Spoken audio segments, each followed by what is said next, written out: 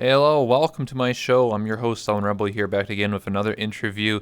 Today's interview is 261. It's going to be of SeanVR, who's going to be coming out of the curtains in a moment here. But just as a reminder, everybody out there watching on Twitch or later on YouTube when it's uploaded, hope you guys enjoy this show. And for anyone that's watching this live, you can use the command !questions in the chat, and that's basically how I take questions. So if any of you guys have any questions, please use the command, and then in about an hour or so, we'll start taking your chat questions, audience questions, stuff like that. And yeah, hopefully you guys enjoyed today's show. And without further ado, let's introduce our guest, SeanVR, returning guest, coming from behind the curtains. Hello, welcome. Oh, there's a camera. Yeah, there is a camera. I come over there now? Yeah, you can, yeah. Okay, cool. I don't know if I have to do something on stage. This is different than last time. No, that's how it works. Whoa. Hello. Whoa. I'm on the TV. Yeah, you are. That's live. That's what the stream sees. Cool. Oh, better take a seat then. Yeah, no worries. Is it because of Sean's time zone? Yes, it is. But anyway, welcome. It's been a while since the last interview, man. A lot has happened since then. Yeah. Yeah, I look different now. You look different. Yeah. You look fancy. Oh, on my stream I look different. I'm using my VTuber model, but it's a build test, so only I can see it, or the stream can see what I actually look like. Yeah. Yo, fair. Yeah, I use my 200 brain cells to get past those rippers, you know? Yeah, I know. I just don't take my model anywhere anymore because of the rippers. Yeah. Well, mine's like it's a build test, so it only locally renders on my computer. So we'd have to break into my house to steal my computer to get my model. Where do you live? Hawaii. Cool. Yeah, nice I waves. remember that. That's fine. Yeah. Awesome. Are you a surfer? Yeah, totally. I totally live in Hawaii, and I totally am a surfer. Okay. I mean, I'm gonna believe you because we're friends. So if you tell me you live in Hawaii, I'm gonna meet you there. Okay. All right. I live in VR chat actually. Anyway. You live in VR chat. Yeah, I live in VR chat. Yeah, there's laugh tracks. Whoa. Yeah, we have a live studio audience just for you. World sounds on. Oh, you need to have world. Whoa, that's great. Oh, I have world sounds on there. Yeah, see, you're so funny, This is Sean. great. I should get myself a laugh track. I Yeah. know. Wait. Here's a question. Did I look at the TV or did I talk to you when I'm talking? I don't... You do both. I do both. So like, you do both? Cool. well, yeah. I mean, it depends on the person. I mean, sometimes people like look at me and then look over there. You know, not like every like second. You know what I'm saying? Like, it doesn't. As long as like I would say you're doing both, because unless like you just want to look like this the entire time, like this wouldn't. You know, like what is that? You know. Yeah, that's true. That's true. Anyways, so since it's been a while, a lot has happened, and I was doing some digging, and I decided to look at certain things to bring up as topics.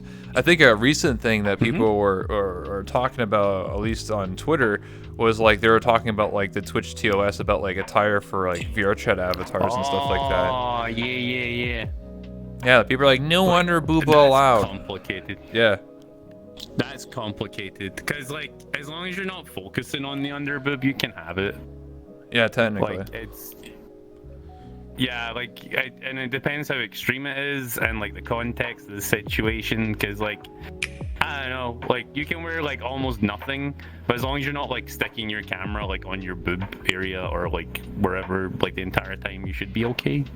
But it also depends on the moderator watching you. Twitch mods, I love you. Please don't ban me again. Yeah, please don't ban me either. Please don't ban us. Please. Listen, I'm an interviewer, man. I'm a good, honest person. Okay, I don't do anything. Man. I never done anything in my life. Doing squats. Yeah, I was just doing squats. I was just working out, like you know, like people work out in the just chatting section. I just wanted to work out in VR. You know, I want to get that nice tight bun. You know. Please. I don't know, your buns look pretty tight as they are. Oh, thanks. That's because I did squats. You're welcome. Ah, that makes sense. Yeah, if I stop doing squats, then I'll just turn into a couch potato, you know? I know that feeling. Yeah, exactly. 2 weeks of being like not active, and then I get like start piling on the weight. Let's go. Yeah. No. Yeah. But anyway, more to the topic about the tire stuff. I think you did put it pretty. Bring up some good points. Right? It really depends on who's looking at the review and stuff like that. Because I've seen people show like basically like micro bikinis and be fine, and then there's people that have like a bunny suit like me and then get banned. You know, like it seems like was it the bunny suit that got you banned? Yeah. Oh. So it really it seems to be very random depending on what you're doing, what's the tire and stuff like that. But I think obviously VR chat does get a pass because it's a video game and not like. But I think the rules change when you're not under the VR chat category, but you're still using the same model. So if you're like under the Just Chang section, but you have a micro bikini on, they're probably gonna be like, whoa, what the fuck? But if you're in the VR chat category, they're like, okay, whatever. Oh, it's a video game. Oh, VR. Well, what is this?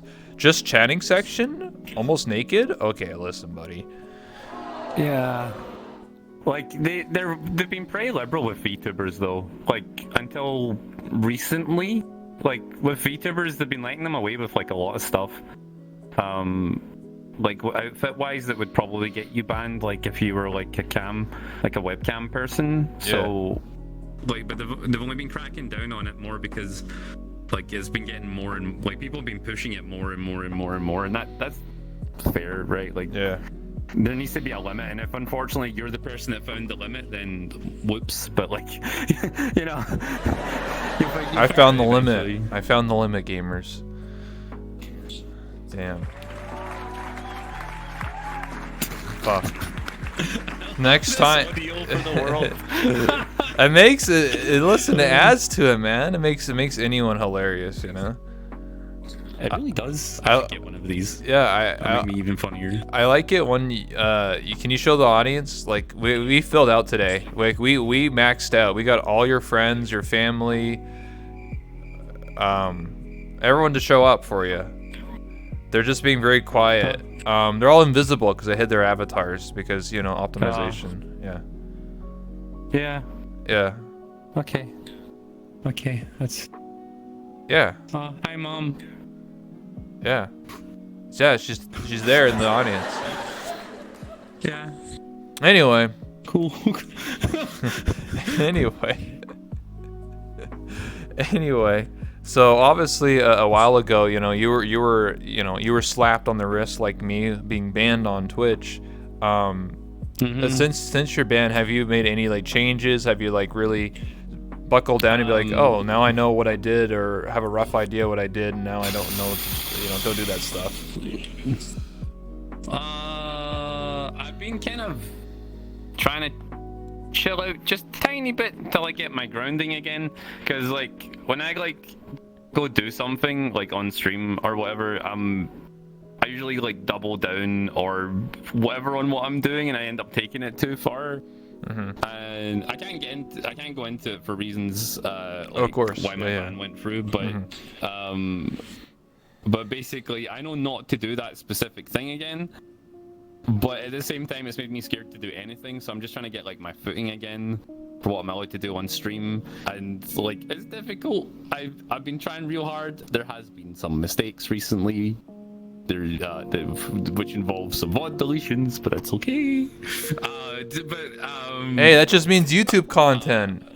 You gotta think of the bright side. No, it does not. No, it doesn't? Oh shit. Content. No. Oh god.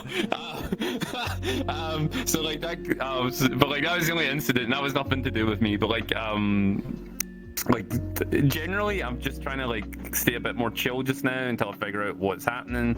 But like I was also like we were talking about it. Like I also have people like watching my stream specifically to report me. Hate watchers, so, like, cringe. You know what the best thing to do about hate watchers? Yo, run those ads. If they're gonna watch you, might as well pay you. Yeah.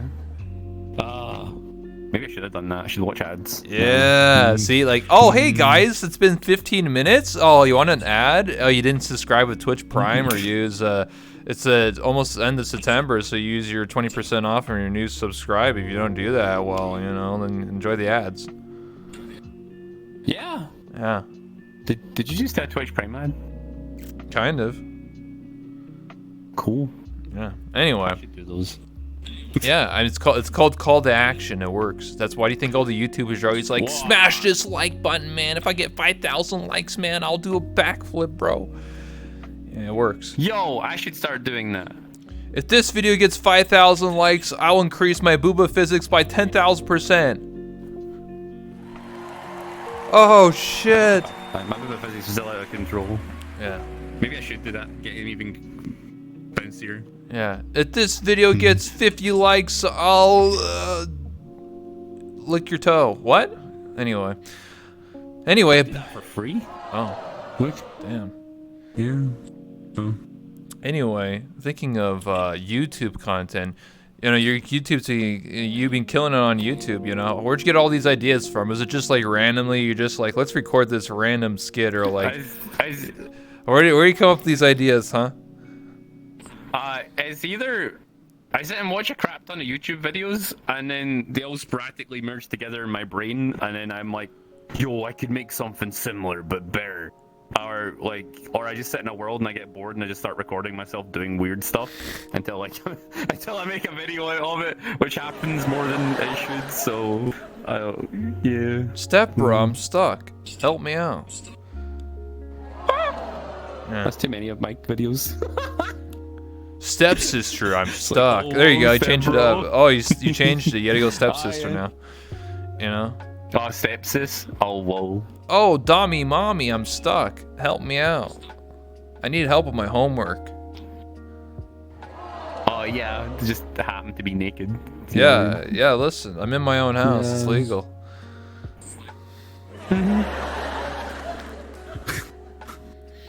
Yeah. I don't know. YouTube's weird though. Like YouTube's a weird beast because like your viewership just goes like this. Like it doesn't matter even how many subscribers you've got on YouTube. Like it just goes whoop, whoop, whoop. Yeah, YouTube is like it's so weird. Like because I'm not like an active YouTuber anymore. Many years ago I was, way before VR chat, and like 10 years ago it was all about commentary over gameplay. You know, let's play channels. You know, playing Bioshock, playing COD or whatever. Like. And just talking about random bullshit that nobody cares about. Like that was like a video 10 minutes long. That was the thing. You know, you play COD, get 200 kills on domination, bro, and then you just, you know, that was the thing. That's what got views. And then over time, like videos got shorter and shorter and shorter. And now YouTube is all about 1 minute or less video, like 1 minute long or less video. You know what I mean? Like it's all about shorts now, man. It's all about the punchline where it's just like, hey guys, and then just fly away. Oh, 10 million views. Holy fuck, dude. It's like TikTok, man. Like, I don't get it because like some stuff like I can put up like I've started doing vlogs recently and they're doing like okay, right? They do like what my average clips do. Yeah. Which is fine, right? But like some weeks like YouTube will love me, right? And I'll get like 150k plus views on like all my videos for the whole week. Then the next week it'll drop down to like 50k, and I'm like, what the you know, like what's just happened here? Well, what's happened? Like it doesn't make sense, and you're just like, okay, well, you know. And then like 2 weeks later, like it'll like pick back up again, and you're like, that's like a roller coaster of emotions right there. Because you're gonna be like, oh fuck, I'm a failure. I'm not a good YouTuber, and then it's like, oh shit, I got 1 million views. Oh fuck, I'm a failure, man. I didn't get enough. Oh, I got more views. Man, what is this, man? It's like some gotcha game shit. It really is. Like it's the same as Twitch though. Like if your viewership starts like going like that, like you just like it hits you real hard in the head, you know, and you're just like, oh no, what have I done? And it could just be people are busy that week. Yeah. You know, and or like a new games came out and they're too busy playing that to watch you, and you know, it's I don't know. So it's just it's weird. YouTube's so weird. I tried to make a YouTube Shorts channel where I was just I literally just looked up what other people did. I was like, okay, that's the trend of the day. Okay, I'll do that. And I recreated it with my avatar, and I like put my little spice to it, and and it got like no views. It got like 10 views, and I was just like, wow, I'm wasting my time. So I went back to streaming. I gave up. I gave up. My advice for that stuff is if you're gonna recreate one of those memes, like dissect it and take the bits out that are supposed to be the good bits, and then just fully recreate it so it doesn't even look like the same thing anymore. But just like take like the concept of it and then blend it with like something that you're into and oh, so you gotta put your own. I get what you're saying. Like you put like your own. almost, yeah, it's like if you're into feet, then you'd just be like hip sway, and then oh look feet. Oh my god, look at those toes, and then it'd just be that'd be the punchline. Yeah. Or whatever. I don't know. Just like totally like derail the whole thing. Yeah. But like again, I don't know. Like there was a period there where like my YouTube popped off at like the start of the year, and I was getting like 500,000 views a video. I was like, whoa, what's happening? Whoa, this whoa. is crazy. And then it just went like straight down, and it's like literally overnight. Like it just. Oh fuck! Do a lot of people on YouTube watch your Twitch streams, or is it like not as much? Like yeah, like I doubled my viewership due to YouTube. Like the YouTube guys like basically just like boosted my Twitch stream up like big time. They're always like when's the next video, man? Where's the next video, bro? Oh, I'm uploading like every day, so they're just like they're like in shock if I don't upload like daily, like once or twice a day. Yeah. So I don't know. I'm trying to get like better stuff out rather than just pouring the content out. But pouring the content out seems to work as well. Because like the more stuff that's on YouTube, the more likely someone's going to find you. Yeah, true. You know, maybe I'll give it another shot when I got some time. I'll just sit in one day and like make like 5 hours of content and just have like 100 videos like lined up ready to go, and I'll just like pump them out, you know, just hammer them out, see what happens. Literally, when my YouTube took off originally, like I had a video uploading every 6 hours, and then some days every 4 hours. Holy shit! Scheduled, yeah. God damn. Like it was driving me nuts. So I had a mental breakdown over it because one night I couldn't get the clips done before I had to go to bed, and I was having to make like the thumbnails and the clips, and just like my wife came through and she said it's time for bed, and I'm like, I can't go to bed, I've not got the clips done, and like I just started like freaking out, and I started crying, and she was like, yo, maybe it's time to like chill the fuck out and get someone else to do this for a while. And I was like, oh yeah, probably a good idea. So like one of my friends was helping me for a while, but he didn't have the same eye for stuff that I did, and then like videos were tanking real hard and stuff. And, I get what you're saying. But I need a break though, like from it until I got like into a groove again where I could control myself and not try and put up like more content than I should, you know. So I get what you're saying. Have you ever when you're posted a YouTube video, have you ever like started a trend, like be like the original like start of something, and then everyone else does what you did? Like, you know what I mean? Like how like the moon meme thing, for example, of ADC, like everyone was doing the moon thing right after him. So like that's an example. Honestly, I have no idea. I know like a lot of people were doing YouTube stuff at the same time as me, but like I don't think anyone was necessarily doing the same stuff. I don't know. Like honestly, I this is going to sound horrible, but I generally don't watch many other VR chat streamers' content, mostly because it's very, very samey, and it bothers me that it's all the same. Especially like seasonally, like everyone starts copying who's the biggest person, or who they perceive to be the most popular, and then it's like a chain of events. I mean, I don't know if you know, like, do you remember when Rose Doodle appeared on the scene, and then suddenly there was like 1,000,001 girls speaking like Rose Doodle? Oh yeah, You know? yeah, the anime girl voice. Yeah, and then I don't know. Do you remember a person called Lumix? They had like a hamster laugh. Yes, I do. Yes, and that was the end thing to get on clips, was to have a unique laugh. So all these people suddenly had this hamster laugh that Lumix had, out of nowhere. Like it was like almost like overnight once you started appearing in clip compilations all the time or in like Lolathon's videos, like a specific type of person, people would try and like replicate it.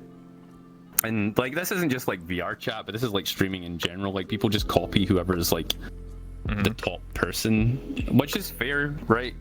But like I would say you do that the same way as you copy memes. Like you take aspects from them that you like and you want to be like, but don't like replicate their streams because you're never gonna get anywhere. Yeah, like it's you know, I remember years ago on YouTube there was a guy, I forget his name, but there's a dude that was trying to just be like exactly like PewDiePie, like down to like everything, like the clothes, like even looking like him.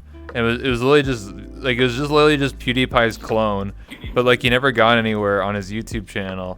And you put it, you know, you explain it pretty well. Like if you're going to copy someone down to the T, you're going to live in that person's shadow. You'll never overcome or be better than that person. You're always just going to be known as, well, you're just copied that one guy or one person or whatever.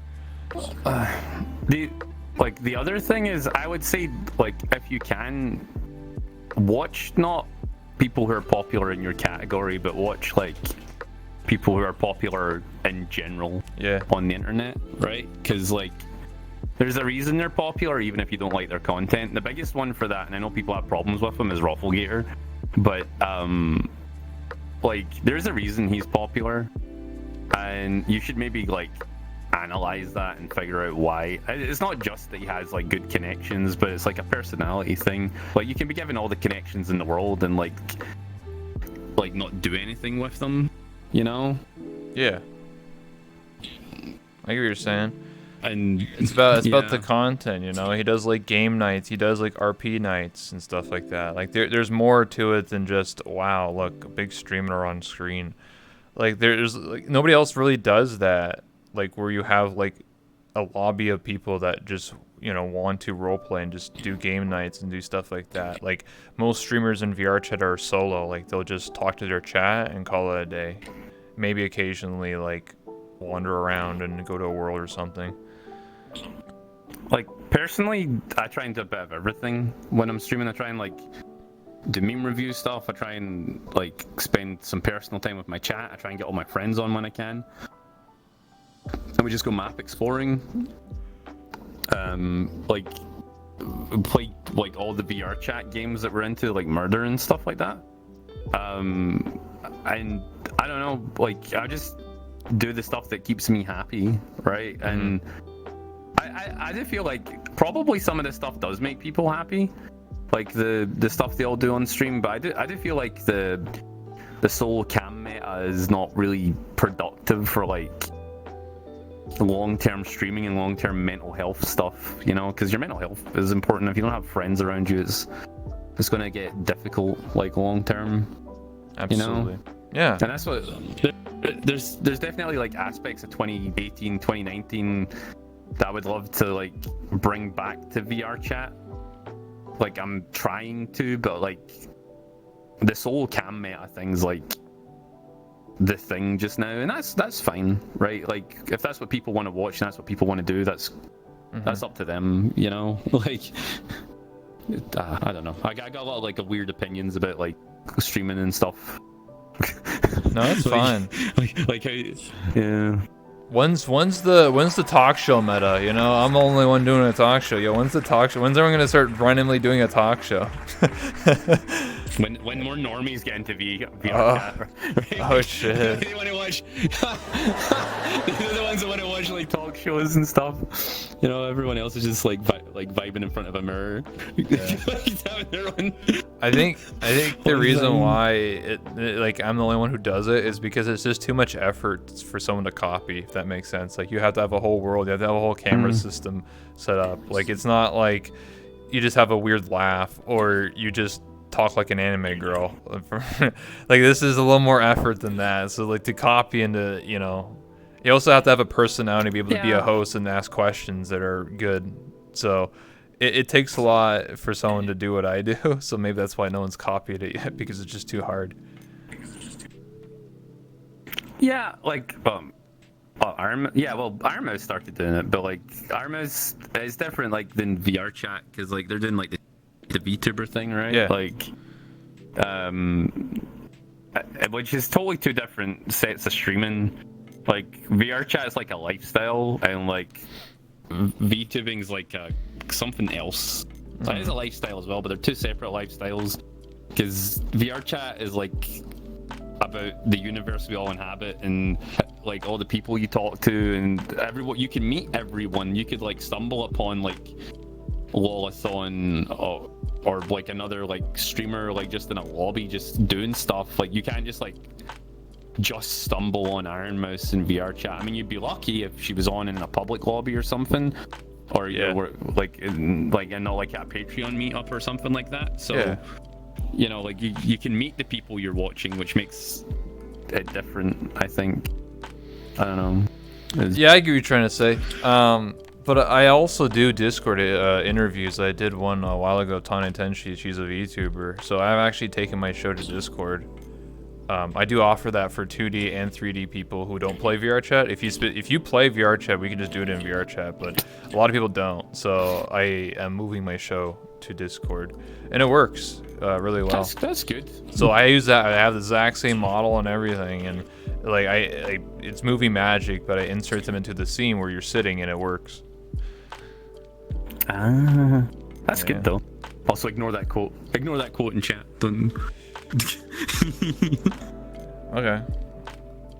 But yeah, I mean, there's obviously other talk show people. Like, there's more, I would say, in the VTubing space. There's a lot more podcasts and talk shows and stuff like that. And obviously, that's where I want to head more into because, sure, I have like VR chat locked down, but you know, I feel like I'm handicapping myself if I only just do VR chat for the next 5 years. Like, that's why I'm expanding out to doing more variety stuff, taking my show, which is a core concept in my stream, to Discord to be able to do it in the just chatting section and have other VTubers on and stuff like that. And I've already done it for so long. I've already have like a good understanding of what to do and how to like interview people and how to like make it interesting. So.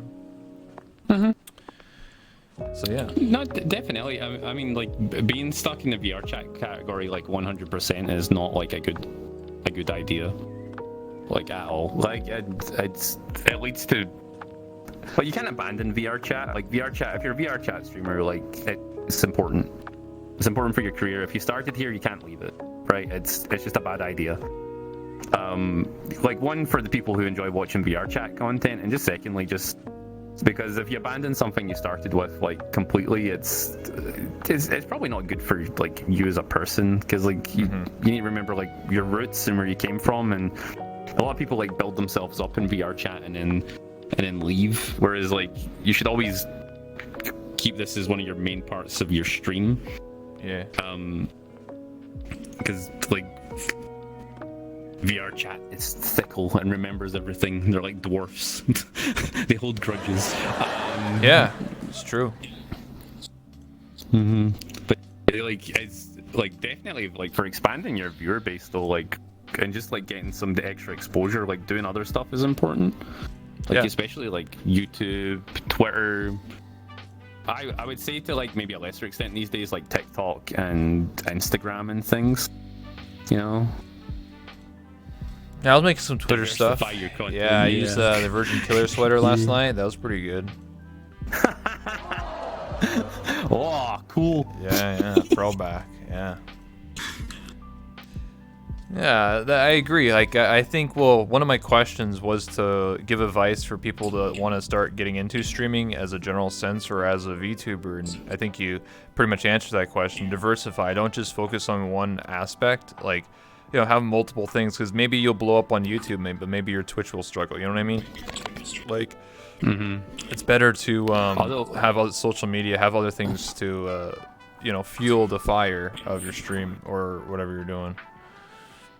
I would definitely put a strong word of advice out for people who are wanting to stream, as if you've not got like good mental health situations, maybe don't start streaming. Yeah. Because there's a lot of people who get forced into streaming by like they'll either be in someone's community or they'll be friends of people who are friends with a streamer, and then those people will push other people into starting streaming, even if they don't want to. Like they'll be like, oh, I need to because these people want me to, and they start getting like all these mental health problems and things. And like a lot of people don't realize, like, I mean, look at what happened to Zentria recently. You know, like there's a lot of stress comes with streaming that people don't see, and like, and it can get to you over long periods of time. So like I would definitely, like, if you're doing it just for a laugh, right, that's fine. But like, even if you're doing it for a laugh, one bad person comes in your chat and says something terrible to you, it can destroy you for the rest of the week. You know, it's and if someone's not ready for that, like, or being prepped for that, like, it's not, you know, it's not good, you know. There's a term for that. It's called getting one guide. One guide? Yeah, it's where like Oh, there's a lot of you. Holy shit. That's Sorry. okay. Aika, thank you so much for the raid. I think it's Aika. It's in non-English, but I'm pretty sure it's Aika, right? But anyway, thank you so much for the raid. I appreciate that. But to explain it, basically, it's called one guy. Basically, I think Rafflegator put it like a good definition on it. But basically, it's existed prior to that. I remember Rekful, who passed away years ago, but he talked about it on his stream, where you would have like 100 positive comments in your chat, and then there's like that one negative where it's just like, fuck you, you know, whatever. Yeah. And then he would talk about on his stream how he ruined his mood for the day, and then he didn't feel like streaming anymore, and he'd feel depressed. And that's what being one guy is. It's when one person in the chat just ruins the whole mood for the stream, you know, or one person being weird. Like, for example, sometimes people will donate you like $5 and be like, hey, you know, my parents just got run over by a train and my dog died, but here's $5. Oh, it's like, oh, what the fuck? It's like, okay, dude, why? That's one guide for you.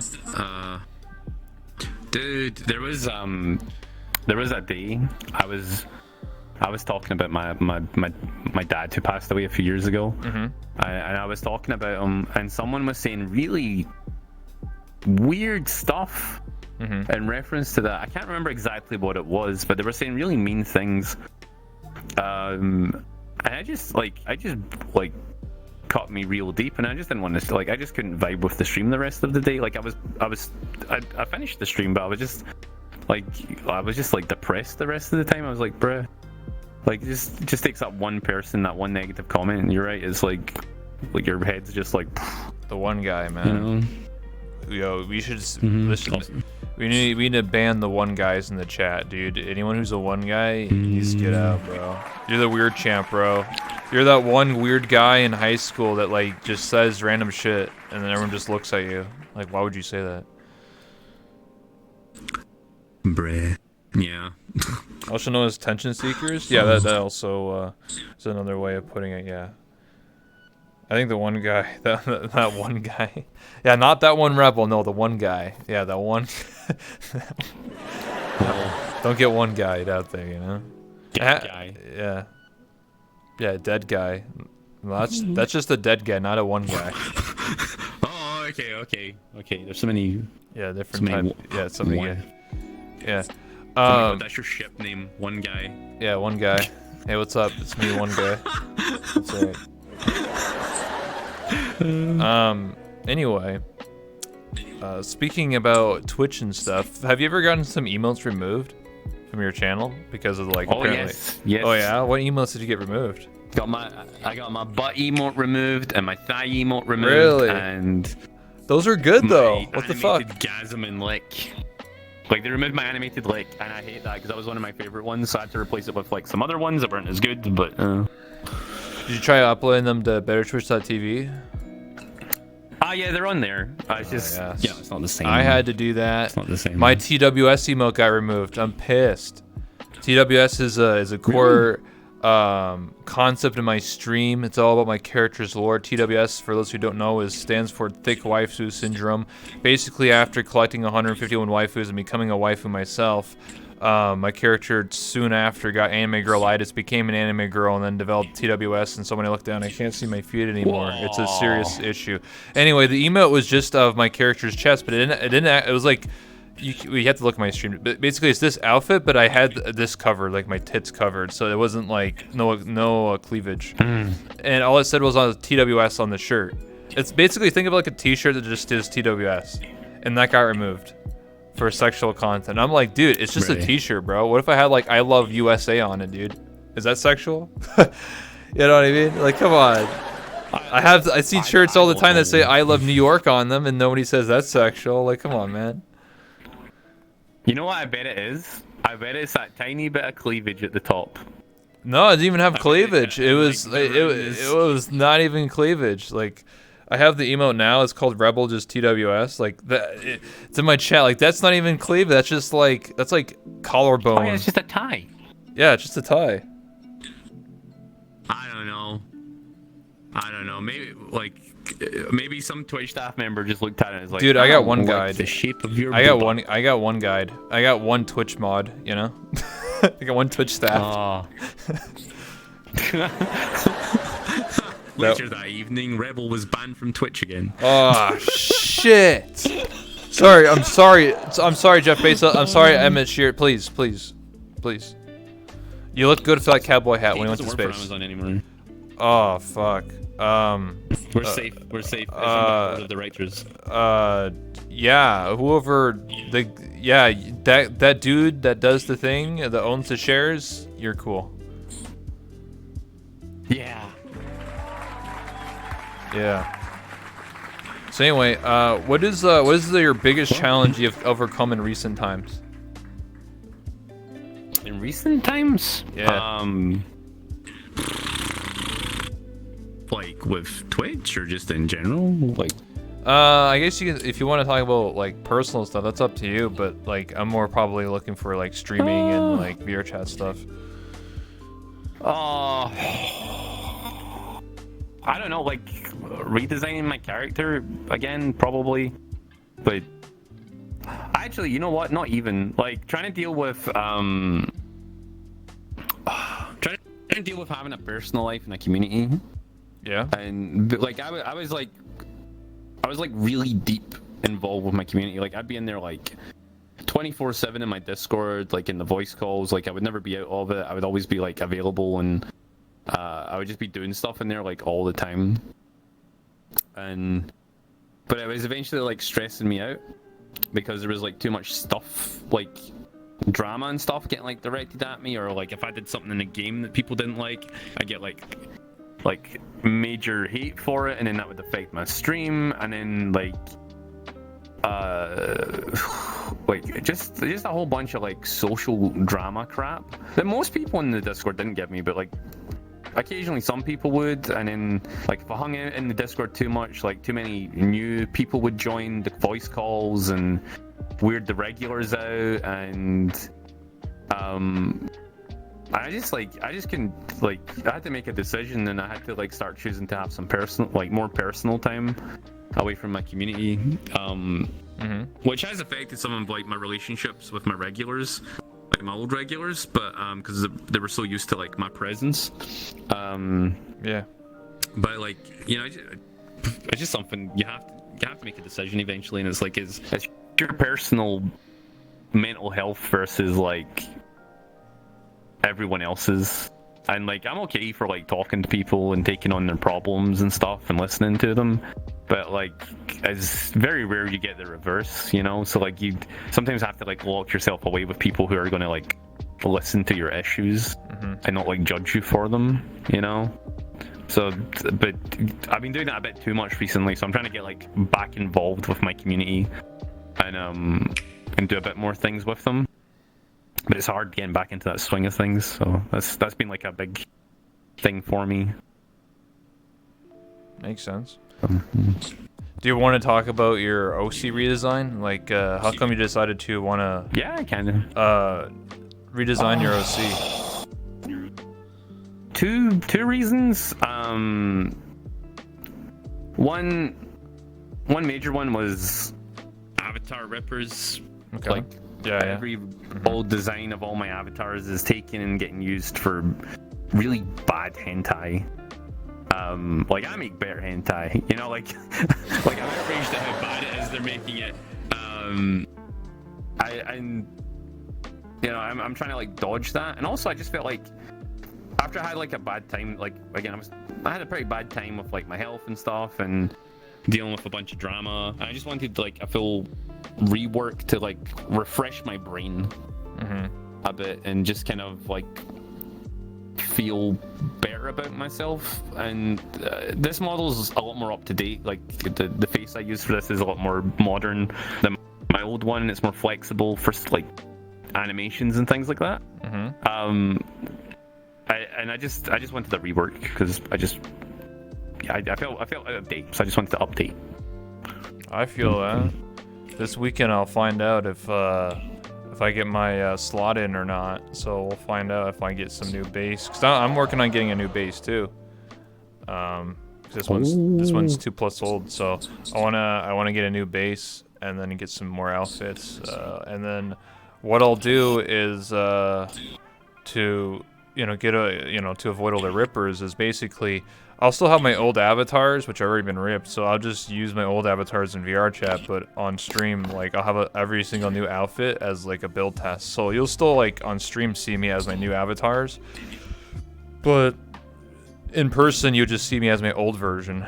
I mean, that kind of sucks, but I mean, that's just the way it has to be, you know? Yeah. It's a thing, like... But like I'm sick of having to dodge like the rippers, right? Yeah. Like it's a pain in the butt. But like, ugh. Yeah, you know, like if your model maker is spending so much time making stuff, it's unfair that someone's taking all the hard work they did and just getting it for free. You know, like yeah. I don't think anyone has ever like ripped a model from like a streamer and tried to be a streamer. I don't think I've ever seen that before. It'd be so weird though. It'd be like, hey, I'm Sean. Hey guys, I'm Sean I'm Billy VR, dude. What's up, dude? Yo, I have red hair, not white hair, dude. I'm not Sean, dude. What are you talking about? This isn't his model. I don't know what you're talking about. Well, one of the guys who ripped my model actually streamed with it and then edited it so it was naked. Oh. And actually used it naked on stream. I'll just get that guy I also banned. did it with Zigneons. I did, but actually Tupper got summoned to the chat and they live banned him. Damn. Like from VR chat. He's probably like, oh man. Even though like I was like a bunch of us were like reporting the stream like to Twitch, and Twitch didn't do anything about it. It was up for like over an hour. And he was doing like full nudity on stream. Like with like I was just like, dude, like if this gets clipped wrong, you know, like yeah, there's implications. I mean, I'm sure Twitch should go back and check. Yeah, I'm sure like Twitch should go back and check it personally, but like, you know, one guide. That one should staff. They're like, what? Whose channel is this? This is Sean's, obviously. Oh shit, wrong channel. Yeah, one guy. I'm telling you, that's gonna be a new phrase. Anyway, have you tried? Have you spread it? Yeah. Have you tried any other social games besides VR chat? Like, have you tried Altspace? Have you tried Neos VR? Have you tried Chill VR? I tried Helios. Yeah, like it's like a Unreal. Yeah. Unreal game, but like it's crap. It's crap. They're all crap. Oh my god, my sponsorship is gone to Helios 1. I'm not even I'm just joking. I'm not sponsored. But like they're like, oh, this is something I rant about on my stream all the time when people ask, are you going to play Chill VR? Are you going to play Neos? I'm like, no, because no one plays it. Well, there are people that play it, but it's like 10 people. Okay. All right. So like, your chat doesn't know. This is how it works. There's about 50,000 active VR users, roughly, and you're trying to spread them out over a bunch of games. But VR chat's the most well-known one and has been for years. Therefore, it's the World of Warcraft of VR, right? Yeah. Like of VR social games. It's like you can't take it down; it'll have to take itself down. So like all these other games are just trying to like absorb a player base that doesn't exist. Like if there was maybe millions of VR chat, like, or millions of VR users, millions and millions of them, that all play the social VR game, then yeah, other games would stand a chance. But other games don't, because there's not enough people, and everyone just defaults to what they know and where all the people are. You know, it's Someone told me that simple. they were like, Rebel, why don't you just stream like a different social game and you'd be the number one? I'm like, dude, I'll be the king of the shit pile, dude. What do you mean? Like, no one, just because I'm number one and the only person streaming a specific other different game doesn't mean I'm gonna be popular, you know? Yeah. So I'm king of the anthill. But there's a mythos behind this, man. There's a mythos behind VR chat. There's a lore. There's history. Like, you can't take that away. Like, no matter how bad like people perceive the game to be, like, it's not that bad. The game's not bad. Otherwise, people wouldn't play it. You know, there's just some problems with it that Yeah, exactly. are being resolved very slowly, but they're being resolved. So, you know, be happy we have this. Yeah, I mean, Right. it's a nice segue, because one of my questions is like, what do you think about like the VR chat updates? If you watched the dev stream a while ago, they talked about having like physics bones to group systems. Funny story about that. Stuff like that. Okay, go ahead. So it was either a year ago or 2 years ago. Do you know Ron? Yeah, the alien. Yeah, so he stopped by my stream really drunk, right? And he was asking about like things you could do to improve VR chat. Okay. And we were like, yo, we would love to give you guys money so you could actually buy servers and do stuff without relying on like massive donators, like company sponsorships. Yeah. And he was like, well, how would we even go about doing that? And we were like, well, why don't you give us like extra avatar slots, extra favorite slots, like, I don't know, profile picture, like all this crap, man, all this crap that was in the, like, VR Chat Plus, there was like 10 of us. Yeah, there was like 10 of us on the stream, like, giving out all this information. And Ron was like, yeah, clip all this for me. I'm going back later. And then we're like, he's not going to do anything with it. And then they announced the VR Chat Plus update.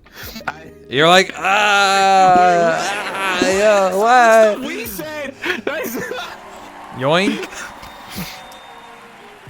I mean, to be honest, like, it was actually like, I mean, supporting the game's important. Like, if they don't have an income source, they have no reason to care, and you have no reason to shout at them. Like, if everyone like en masse one day was upset with the game and stopped their subscription, they would all shit their pants, right? And then they would try and fix the problem, which is easier to do than like stop playing the game normally. Because if you're not paying money, they don't have to care about your opinion. So if they don't, like, if you can financially like blackmail someone essentially en masse, like, they have to do the thing, right? They Yeah, unionize. Yeah, it's just like workers on strike. It works. But now we have that tool, we have that power, and if they majorly screw up the game, they can be scared we'll take away the money. Yeah. You know, so like it's a good idea. Like, VR Chat Plus is good. But the dev team thing, I'm excited for like the in-game currency thing. I'm interested to see how that goes. I have several theories on how it's going to get used, but like, Here's my tier 3 sub. Here's all my money. Here's my life savings, my rent money. I got divorced. Here's my 50%. Oh god, like, whoops. Oh, here you go. Yeah, all my tips. If I give you $5, can I add you in VR chat, please? yeah, like, or it's going to be suddenly there's going to be ERP brothels. Oh god. There will be though, right? There will be. They'll be like, hey, if I give you some udon currency, like, will you 500 VR bucks. I'll give you 500 VR bucks and a Subway coupon. Oh man, That will only allow you to touch me for 5 seconds, buddy. You gotta pay way more than that. Oh shit. But for other stuff, it will be good. But that's what it's going to be used for, you know, 100%. Like, Yeah, you're gonna have the Whoop E-boys with all the money. You're like, yeah, bro, shitting back. Hey, what's up, guys? Yo, what up, girl? Yo, you wanna? Yo, I got 5,000 credits. Yo, you wanna? You know. You know, Oh, I could see it's something like so that bad. happening. But like, actual stuff, like, I'm happy that they're improving the game, but like at the same time, like, I feel like this is something I've ranted about this on my stream a bunch. See, one of the most embarrassing things I seen when I was at that dev, like I was watching that dev stream for a while. Yeah. I was watching so-called VR chat streamers coming into the chat and shouting abuse to the dev team while in the chat. Yeah. Right? They were just trying to derail everything and calling them terrible people and saying all this mean stuff. I don't know what my standing is with the dev team. I can't imagine it's amazing, but like, I can tell you something. Like, I might be unhappy with some of the stuff to do with the game, but I wouldn't be going around in a public space, especially a place that's your job, and shit talking the people that have enabled your career. Yeah, they could just ban you, and you cry about it on Twitter. Yeah, right. Literally. That's exactly it. They could just remove you from the game. You can do nothing about it because you were literally picking on someone who makes the game. Like, and not in a constructive way, in I was just embarrassed. I was embarrassed watching it. Obviously, can't name names, but the chat was full of people. I know. It's like I was getting like secondhand embarrassment. I was like, I'm a streamer, and I'm like lumped in with them. It's like, oh man. Mm-hmm. And no wonder they don't talk to us, right? No wonder they don't ask us for advice, or because we're perceived as an embarrassment. Yeah, right. Honestly, I mean, my mother always told me if you have nothing nice to say, then don't say anything. You know? Or if you're going to say something, but like, I would say almost like negative. If you're going to say something negative, make it constructive. Yeah. Like, don't just like. This game sucks. For the sake of being mean. Fuck this game. Like, well, how are you gonna fix it? Yeah, that's not a constructive. Right, that's just a hate comment. Yeah, it's like the game sucks. Why does it suck? Explain. Everyone's in private lobbies. That's your social group's problem. You know, like it's like just fix the game, dude. I can't touch people's bones, man. What the hell? Well, they're fixing that. Yeah, they're fixing that. Oh, physics bones, everyone. I can finally brush my girlfriend's hair in real time. Oh my god. Oh. Yeah. Honestly, I'm excited to see what like meme avatars and stuff you can make. I mean, I'm sure people will make lovely filthy avatars as well, but I'm sure like meme avatars will be majorly improved. Yeah, people will have like a baseball bat and then they'll smack you in the head and it'll like actually like bonk your head. Right? That'll be funny. Like that'll be cool. That's like an interesting add-on to the game and lag reduction. You know. Oh no, I'll be hit with that all the time. I'll need to get colliders removed from my head. Cool. Yeah. There's some. I definitely think there's going to be some interesting avatars that people will make that are going to be for more of the interesting, funny side, not just lewd and adult things. So that's what I'm interested in, and that's why I'm going to be running a fashion show soon in VR chat to showcase those type of cool avatars. You know what? I would love to see what Lolathon makes with those dynamic bones, like the new dynamic bones. Like, yeah. He'd probably make something cool, right? Yeah, I'm sure. Like, people like rip his arm off and give it to you to hold. You'd be like, oh. Yeah, I was about to say that. Like, I'm sure like you could probably he could probably give you a prop and then he'd be like, shoot me, and then he or like hit me or stab me, and it'll actually like work with his avatar. I'm sure something like that. Right. Definitely. Like there's I don't know, there's a lot of interesting people. Wait, what? Oh, actually, you know what I noticed today? What's up? Like to do with a VR. I don't know if this was a VR chat update. I was in a world and I activated an animation and I got kicked to a public world. Whoa, what? And we tested this, right? And we tested this with a bunch of stuff, right? So. Like with a bunch of animations. Now, initially, it was just me getting kicked, but then we launched 3 animations at the same time, and the people who were last on the animation sets were the ones kicked to public worlds. And we tried this in a bunch of different worlds, and it looks like, I don't know when this happened, But it looks like if you activate too many strong animations at once, you'll be removed from a world and sent to public. Oh shit. Like, yeah, and then I was like, hang on, what if we were testing stuff, like we were testing stuff in a private lobby, and we were getting kicked. And I was like, why are we getting kicked? So I don't know what that is. That must have been like in an update or something. But Hidden update. We tried in a bunch of worlds, and the same thing happened. To change the code, hacker man, there's like, someone used too many animations, we'll ban them from the game. You must be a crasher, probably. Bruh. I thought I was getting targeted by a client user or something somehow. I was like, what's going on? Like, what's happening? You know, so like, I don't know when they sneaked that in, but that's a thing. That's the first I've heard of it. That's interesting. But we tried it like 20, 30 times, so it's definitely a VR chat feature. Don't know what the feature is. Hidden feature. But it's something.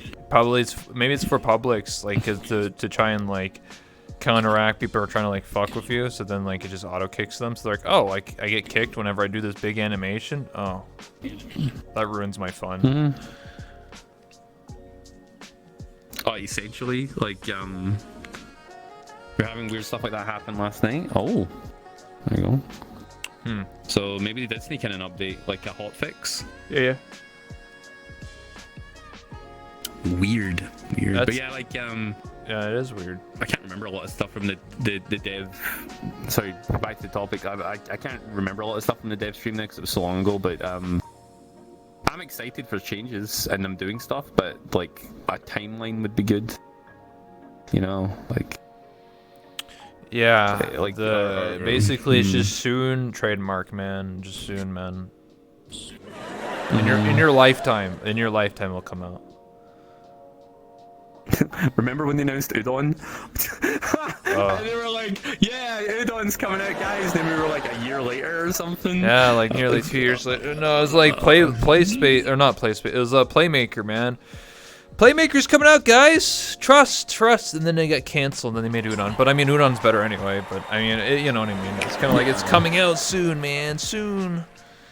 Soon TM. Oh. Yeah. I don't know. Maybe it'll come out tomorrow. You just gotta hope, man. Like, but then I don't know. I want to know when the physics bones are coming out, just from a model maker to have time. Because like it's not like his full-time job. He just does it because he's my friend, and like I don't know. I don't want him spending like months and months like trying to figure something out after he finishes work to get stuff done for new models. It should be soon, and I don't mean without the trademark.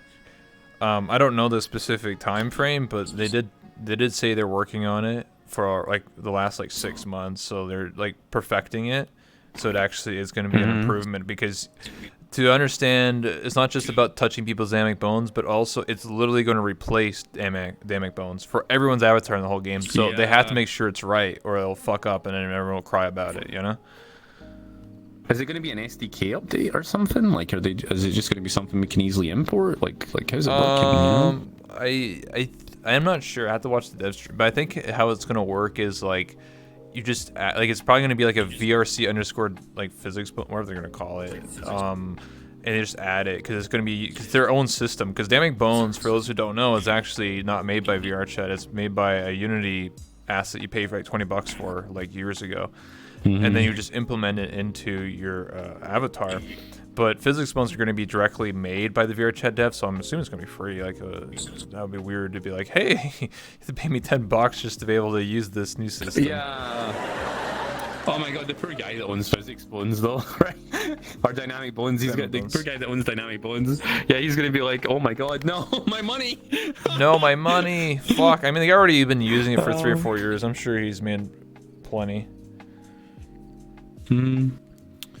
But yeah, we'll find out. I think the most newest update that they talked about on the dev stream, which I'm hoping comes out soon, is they're actually recreating the menu. So you know when you open your quick menu, this menu is like 4 years old. Yeah.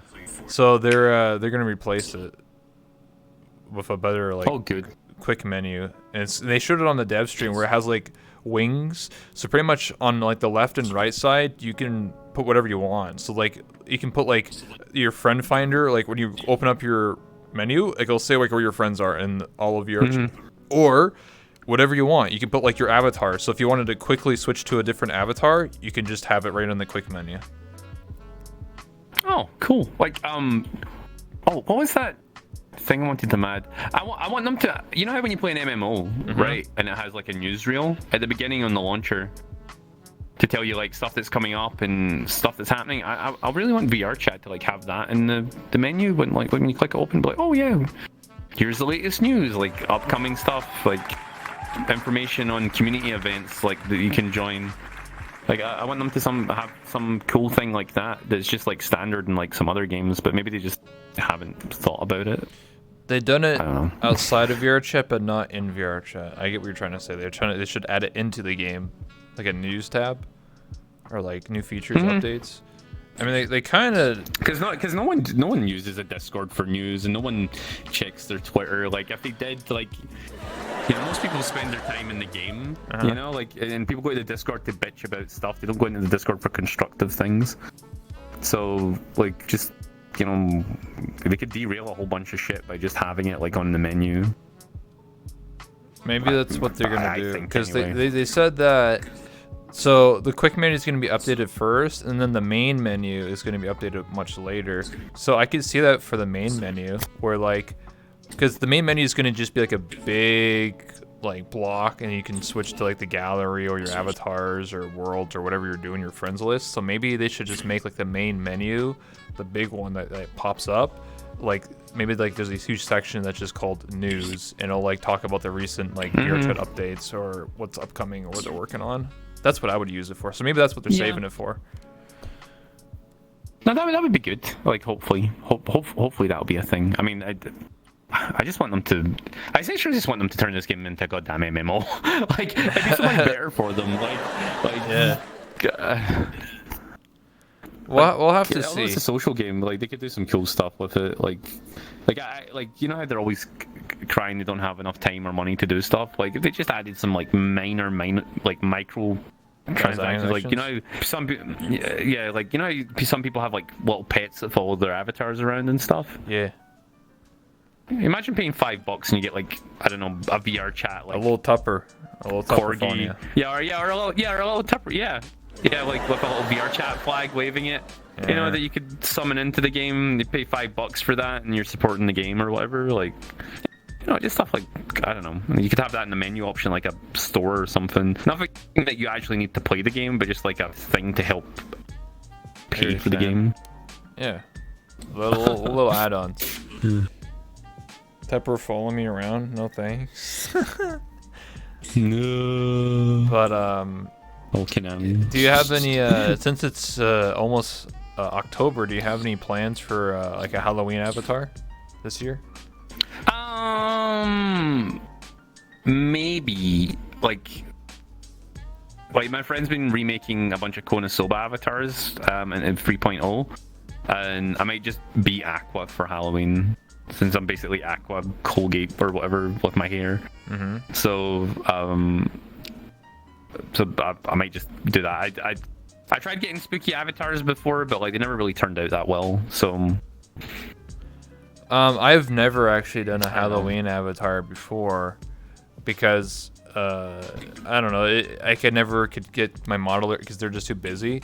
But this year though, I think I might actually have something, and I already told my chat what I'm gonna do. It's basically a female Jason Voorhees, but as my OC. So that's yeah. So I already have someone that is drawn up a sketch for it, and then I'm having another more detailed like drawing of it. It's just being worked on. Should be done by this weekend, and then by this weekend I should have knowledge of my modeler going to be available, and then that might be the first thing I commission them with the new base, is make that, which is going to be super exciting for me, because I'm going to be like, hell yeah.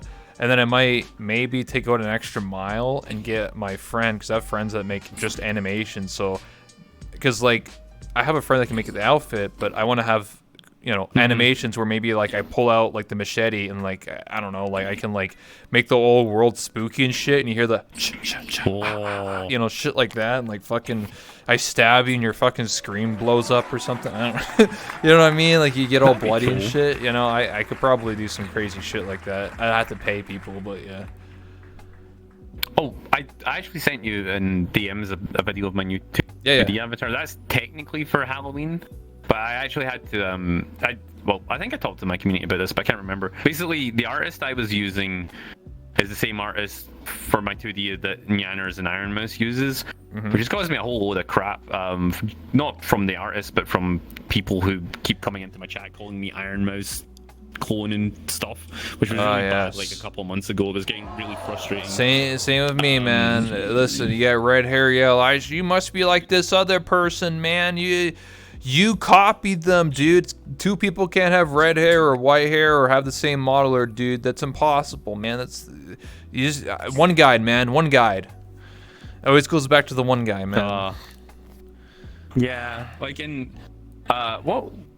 Yeah, so basically, because the artist is so busy doing Armus and Yanner's stuff, like, and some other people's stuff, like, I can't get stuff on time that I need, or at all. Like, I wanted a Christmas outfit and a Halloween outfit, and I was told I can't get them because I can't get anything until February, and I was like, well, that's what? past, like, that's past the month, this, fuck. Like, yeah, like, if I asked, like, months ago, and, like, they were like, yeah, no, can't do it, like, they're not free, and I was like, what?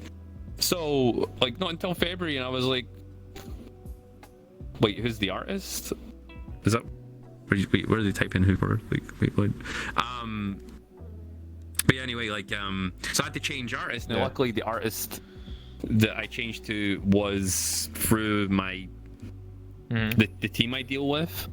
Yeah. And they're actually got a similar style to my old artist, but it's, like, nicer, I would say, more unique looking, so, like, I'm having to go for a whole 2D rework, which has been a pain in the ass because it's like paying for my avatar my 2D avatar all over again. Those things, like, you know, like they're not cheap, right? They're like they're not cheap. So so that's been a bit of a pain in the ass. But like I've got a Halloween thing technically that I can use for other stuff, as well. But like I was just like I didn't think they were going to get me in time, to be honest, because like they said they were just really busy recently.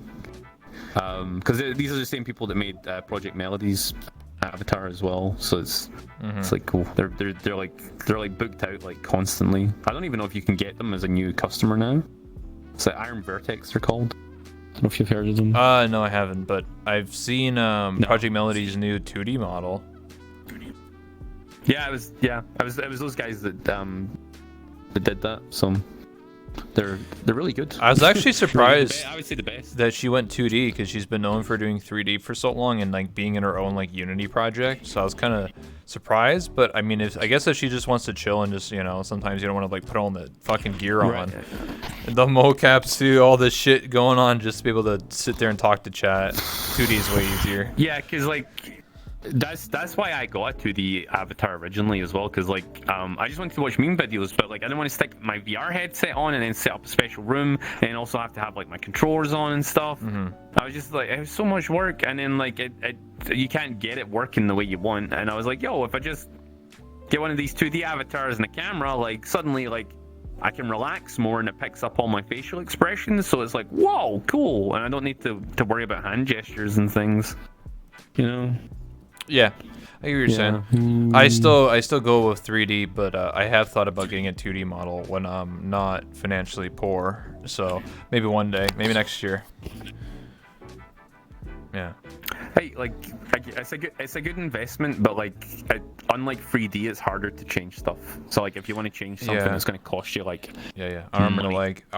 What's some money? Yeah, because when you get like a 3D model, you get a base, and then just like the second time you commission the same person, it's like way cheaper because you're just adding clothes. It's like playing Barbie dress up, you know. You just put some clothes on there, maybe change a hairstyle.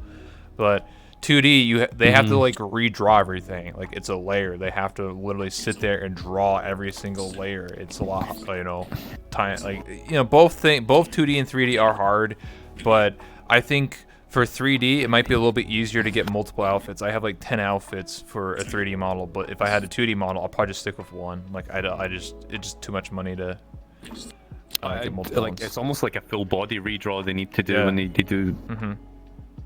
Like it's so hard. Like I got a bikini for the summer, right? It was super delayed. I didn't get it till July. And it's because like they basically had to redraw the whole body, and like because there wasn't like a naked body before, it was like a dress, then some legs and arms and stuff. So like they had to redraw the whole thing just to get the summer outfit on, and I was like, holy crap, that's way too much work. I don't know. Yeah, it's a struggle out there.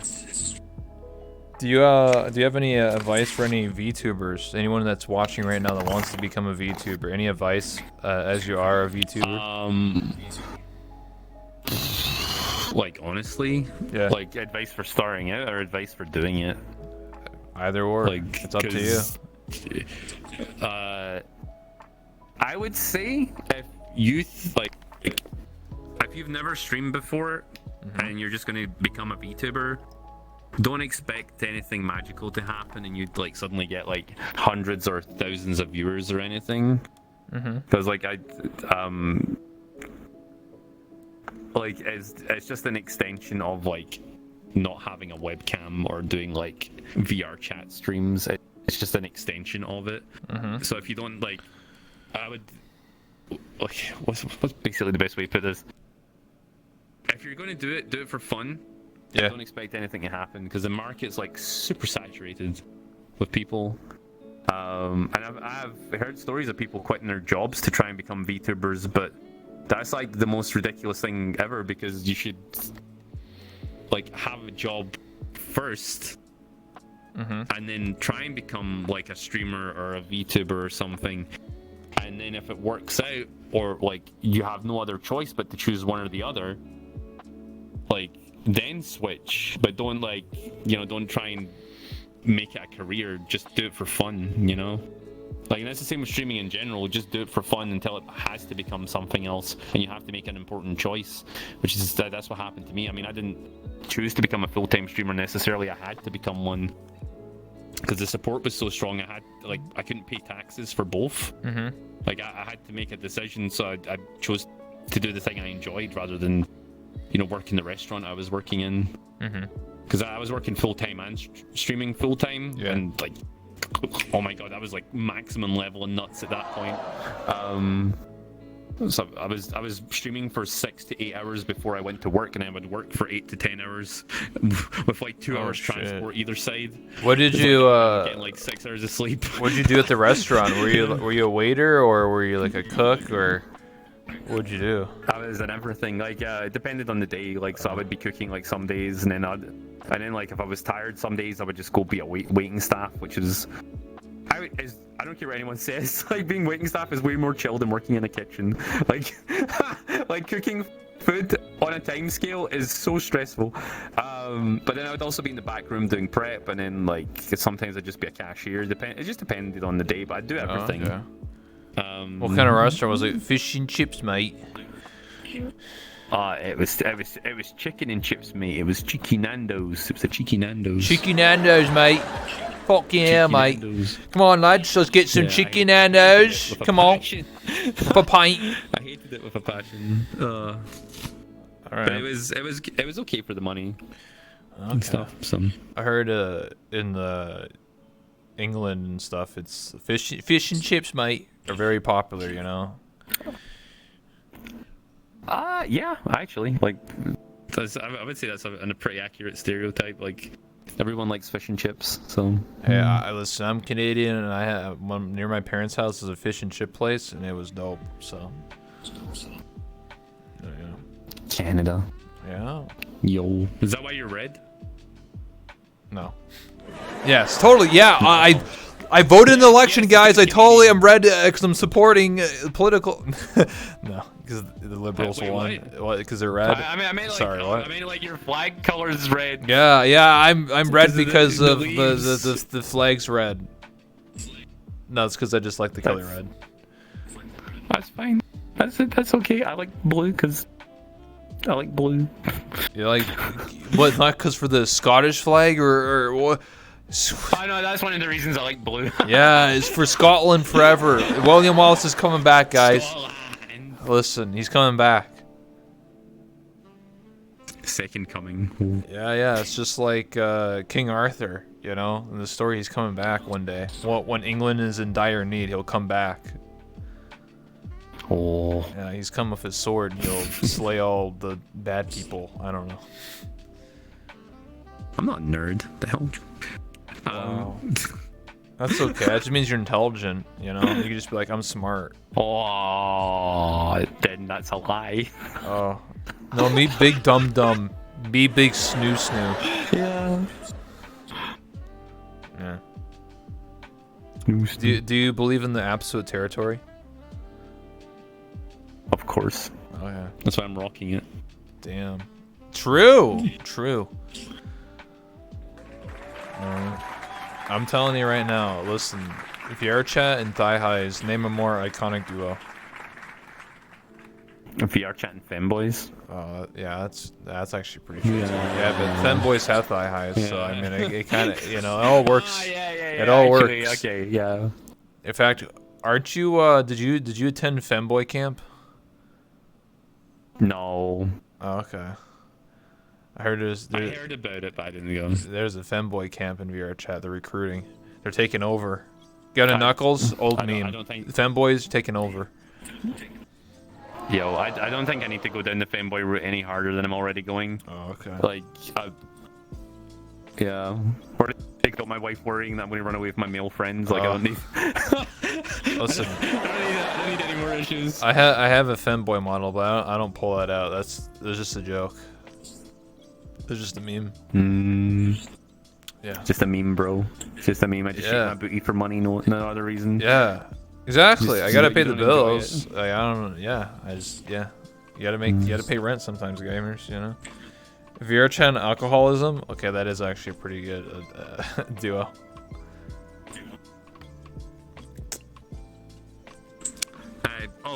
The Knuckles are an endangered species now. Listen, So like they exist, but in small numbers. that's what the VR chat movie's gonna be about. You look at the VR chat, the movie. Oh yeah, watch the trailer for it. It looks really good. I'm actually excited to watch it. Supposedly, I might be in it Like genuinely. Oh. as the interviewer. Oh. Yeah, we'll have to see. That's cool. Yeah. We'll see. We'll see. I only found out about it like after it was like mostly. I think it was already filmed, and I was like, oh nah, I wanted to help out. Oh, I knew about it like right after the first trailer, which was like a year ago. So I knew about it a long time ago. And then the guy who works on the project is a fan of mine. Like, watched me on Twitch. He's like, I messaged him. He's like, oh shit, what the fuck? I watch you on Twitch, dude. You want to be part of it? And I was like, sure. What do you want me to do? And they said I'm gonna like. I'm not a major character or anything. I'm just like a side character. But supposedly I'm gonna be like interviewing someone in here during the movie for like probably a few minutes. Yo, one of the characters. Number one interviewer. Yeah. That's pretty cool. It's whatever they decide to do. I could be like a news broadcaster where every like, you know how like in movies where like they'll have like a news broadcast and like throughout the movie like the newscaster will like update what's going on. That might be me, or maybe I'll just have a small part where I'm just interviewing someone that's standing where you are for like 2 minutes. I don't know. We'll have to see. That's cool though. I saw a bunch of my friends. I saw like Fia Bunny. She runs the virtual reality show. She was in it in the trailer. So that was pretty cool. She was on the TV. Does that character have volunteer? Yeah. And green eyes. I think I've watched their YouTube channel. Yeah, she runs the virtual reality show on YouTube. Oh. Yeah. Maybe. Did she do a video on ERP one time? What? Yeah. Oh, yes. I was like, what? I did watch her. Yeah, I know who she is. Yes, she did some research. Yeah, good times. Call me. Oh, same. What? Anyway, let me look at. So speaking of well, the VR chat, the movie. Did you attend VRCon or VCAT this year? I did VCAT. Like, I don't know. I went to. Honestly, I was really surprised at how better the VCon thing was this year because, like, we went to the one last year. Same. Like, not the official one, but like the private worlds. Yeah.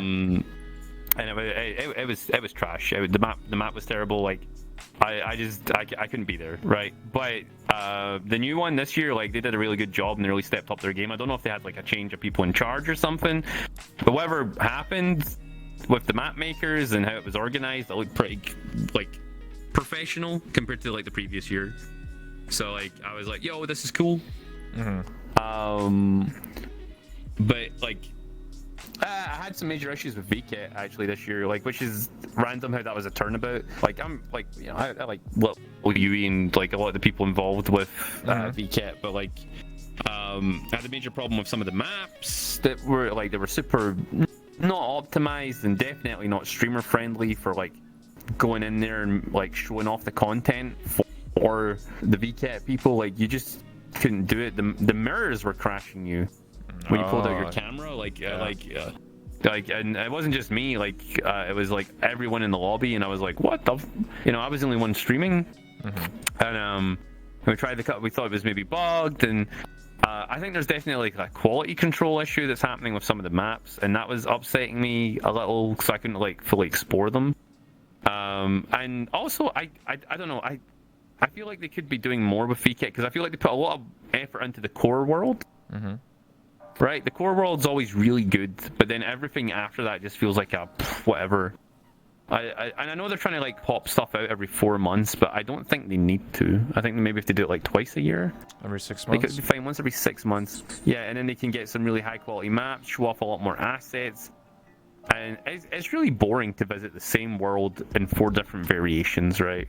Or 5 different variations. Yeah, it's not fun. Where you could like make a really good optimized world to show off some of the stuff, and maybe make it like a game out of it or something to get people interested, and they'd be like, oh yeah, I really want to buy this because I've tried it out, and instead of it just being market stall 1 through 1,000 through maps A through D, like it's not exciting. It's just a weird eBay now, or something. I don't know. I get what you're saying. I remember, I think I went to every VCAT that's ever been in VR chat, and some of the older ones were exactly what you described. Like, it was just A, B, C, D, the same world, but just different avatars in that place of the store or whatever it was. And it kind of was like, I understood like years ago why they had to do it, because of like limitations and like, but I do agree that they should just make like different worlds for each theme. And they kind of did, like, they had like one theme that was just like a festival that only was for that one specific part of the VCAT, but some of them were still the same, like 3 or 4 worlds of the same thing.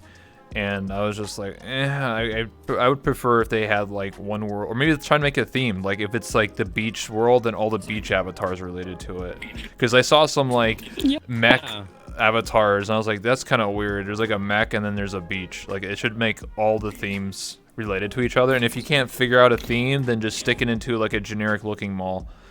If you can't figure it out, what goes where. Yeah, whereas like, I feel like, although that fan run event was bad the first year, they really stepped up their game, and I feel like the professional side's not stepping up their game in this, and they're getting like, I know it's, again, like, this is one of the reasons I don't partake in it, because you weren't allowed to like talk about. The first time I partake in a VCAT, like I think the first VCAT where they were letting like English speakers and to help promote it and stuff, like I was part of that, and one of the things they said was you couldn't shit talk anything, or you couldn't say anything negative about anything in the worlds, but then that's not giving you an accurate view of the things that are in the worlds. Yeah, makes sense. So like, yeah, so I don't know. But like, again, there's room for improvement. Again, like these VR cons and stuff, and VCAT and things like that, they're all still new things, so there's still times for things to get better.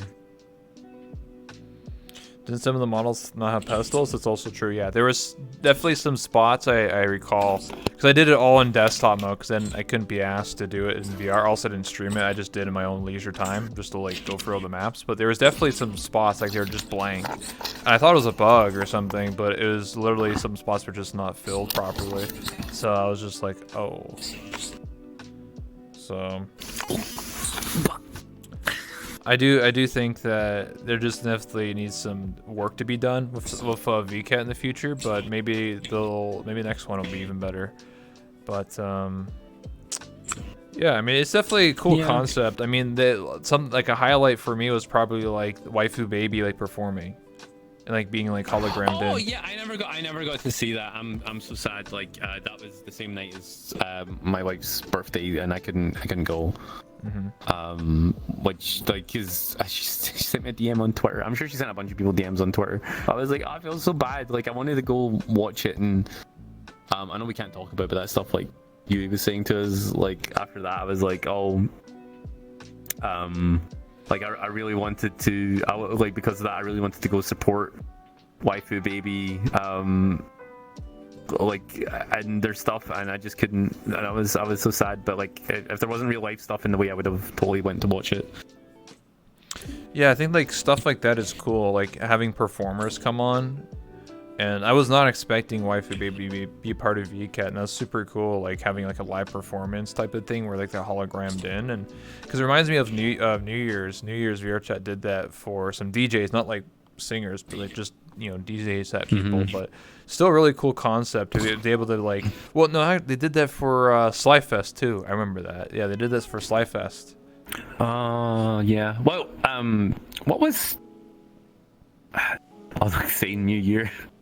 I'm not doing VR chat for this New Year, but do you believe that it'll be better than last New Year with the servers? Do you Probably think not. the servers will be better No, this probably year? not. I mean, this game has more and more people. What I've heard about New Year's is that they might actually not use the New York map anymore. They might actually have a whole new thing for it, possibly this year, because that world is 4 years old. So they're using a 4-year-old asset. They're just slapping pictures everywhere, so they might make their own like VR chat thing.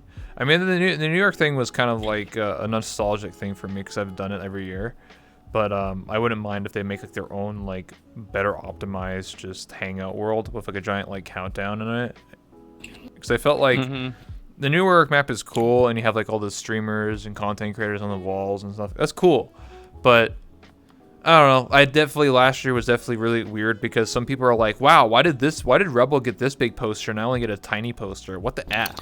And I'm just like, dude, you know, I'm going to be honest. I told my chat, like, I didn't actually ask to have that poster location. They just gave it to random people. So, like, I didn't pick where my poster went. It just happened to be in a big spot. Some people got dinky spots. Some people got big spots. It didn't matter how big you were as a streamer. Kuri got a massive spot, right, as well. Like, it probably like depends if the person likes you or like where they think this poster looks appropriate, you know, like it's people can be stupid, like it's I don't know, I've never even submitted a thing for it. I always forget about it, like whenever it's happening.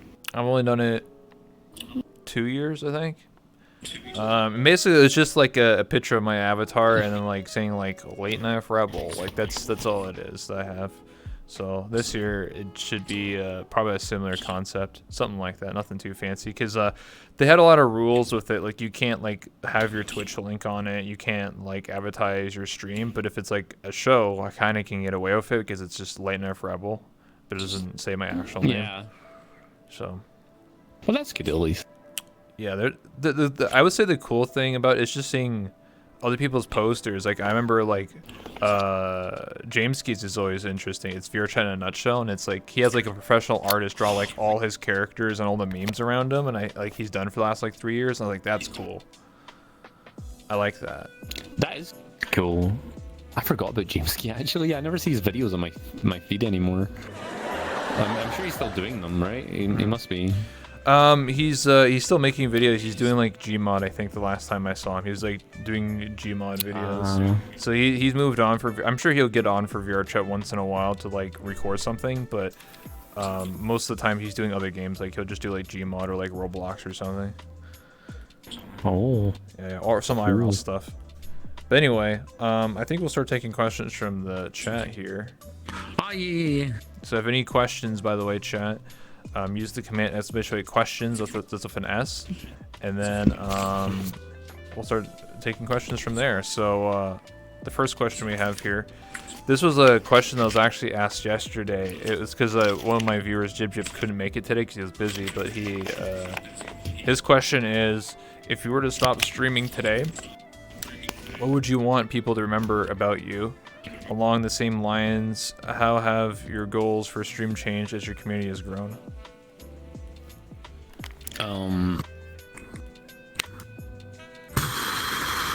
That's difficult.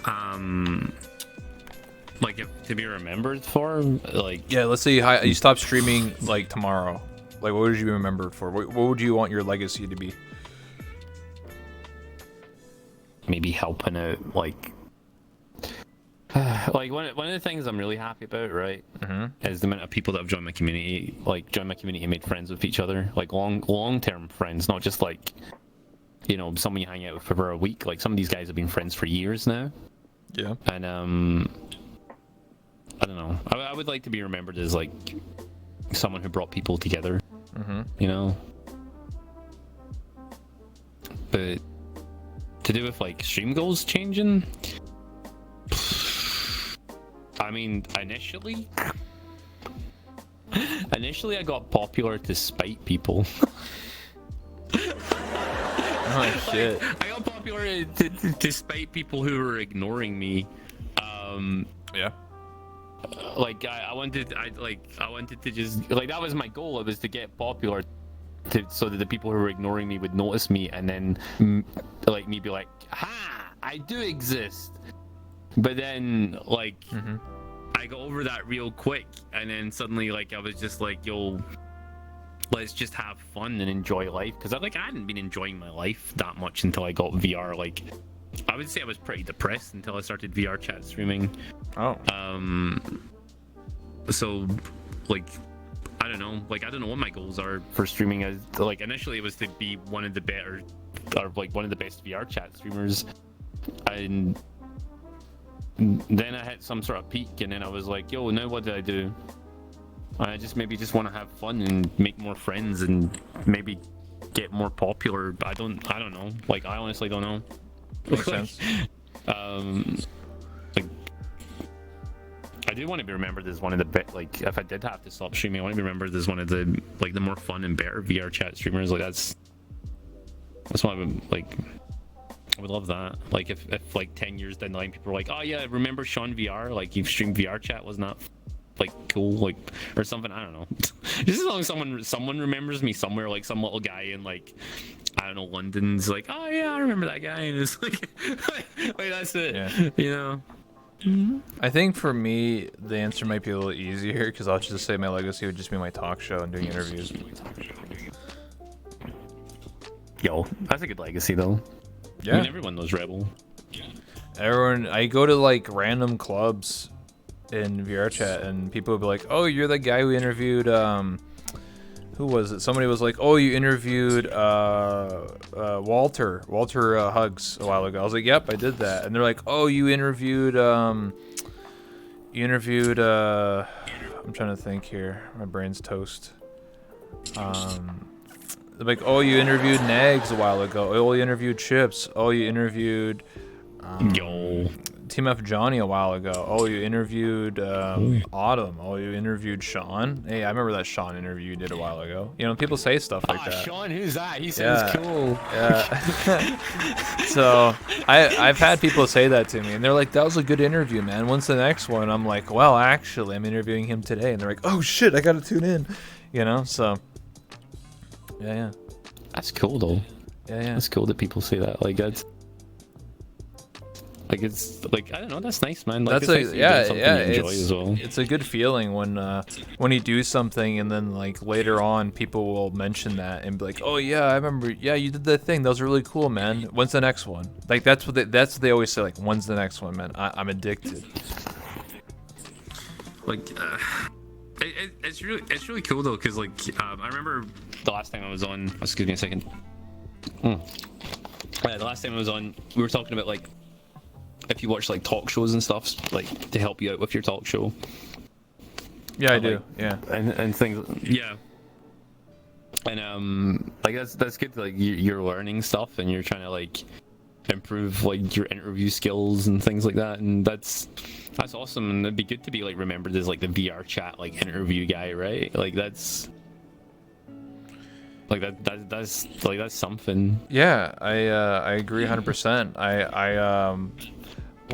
Before doing a talk show, I always felt that I was just a side character to somebody else's stream. So I was never like recognized for my own thing. It was always just, oh, you're that funny guy that was on that one guy's stream. Oh, you did that funny thing.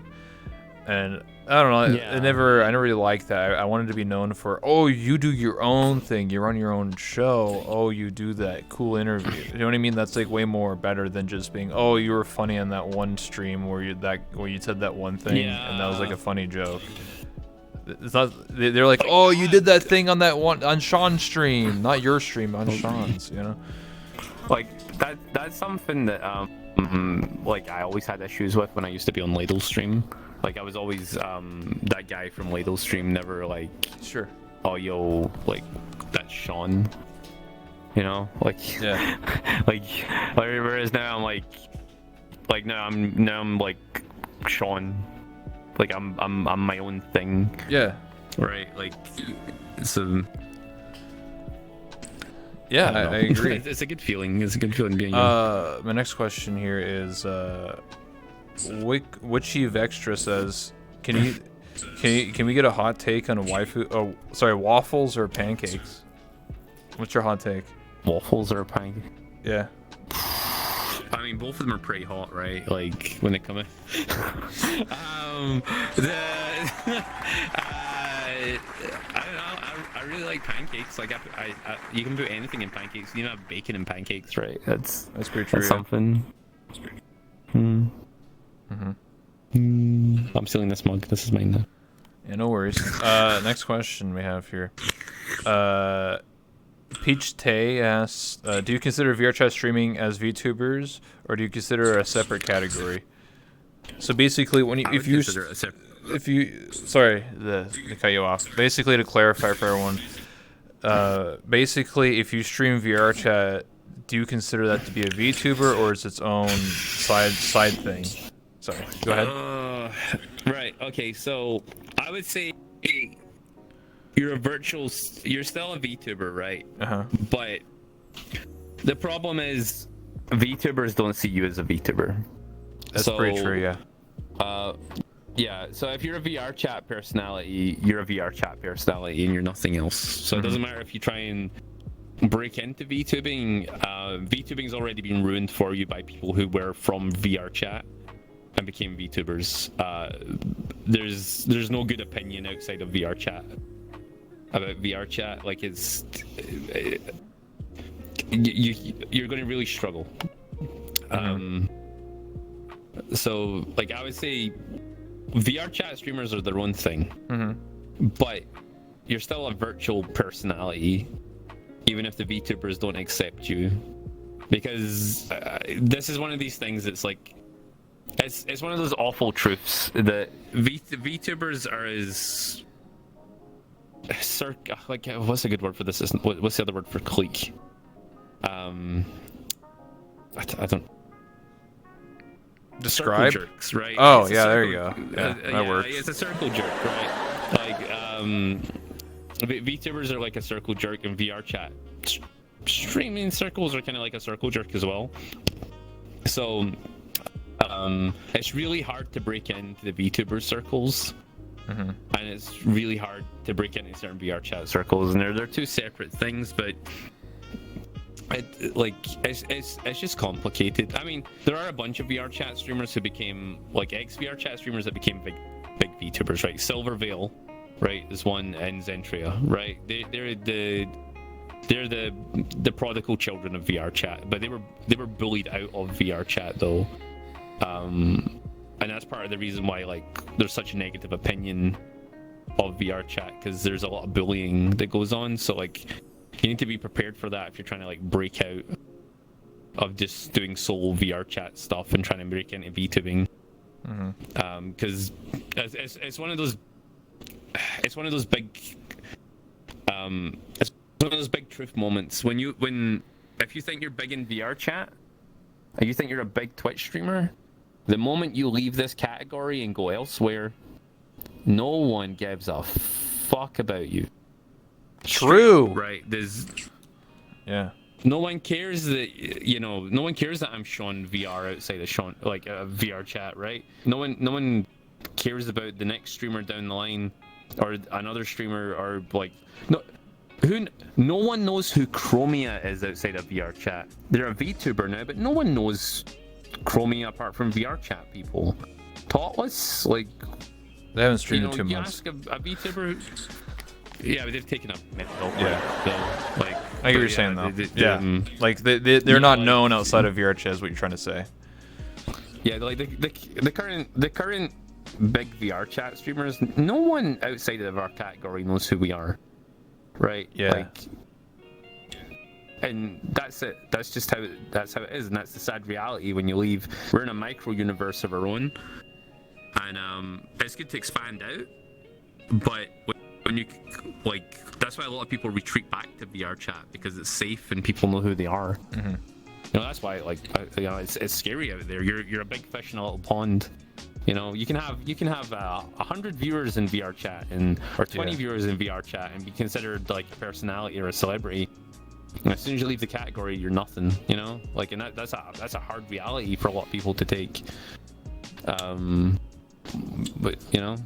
Yeah, it's I think the example I bring up a lot is with Zentrea and stuff like that, but a more example would be before VTubing took off was with Nags21 aka Joey Bagels. He was the first VR chat like YouTuber content creator, and he was purely known for VR chat. And then he made the tough decision to quit VR chat cold turkey, and he went and became a variety streamer now. And he's not a VTuber, he just does variety content. He interacts with a lot of VTubers, but he purely went variety, and it killed his channel. Like literally, he had to like restart from nothing, but like he said it was worth it in the end because he's much more successful now than he was as a VR chat person. But like he got out early, and he's lucky because he got out in like early 2018, way before everything happened and all the drama, all the stupid shit. So basically he got out at a good time, and him and I talk once in a while and we have these type of conversations, but he's like, it was a tough decision, but it was worth it in the end. And my fans watched me for me. They didn't watch, like, some people definitely left because VR chat was their thing, and some people still ask me when I'm gonna play VR chat. He's like, dude, it's been 3 years, man. Like, get a rest, I'm doing other things, man.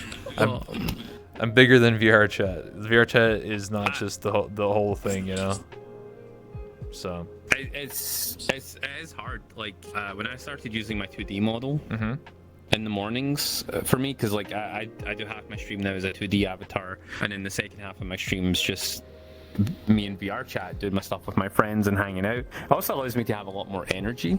Yep. But because I'm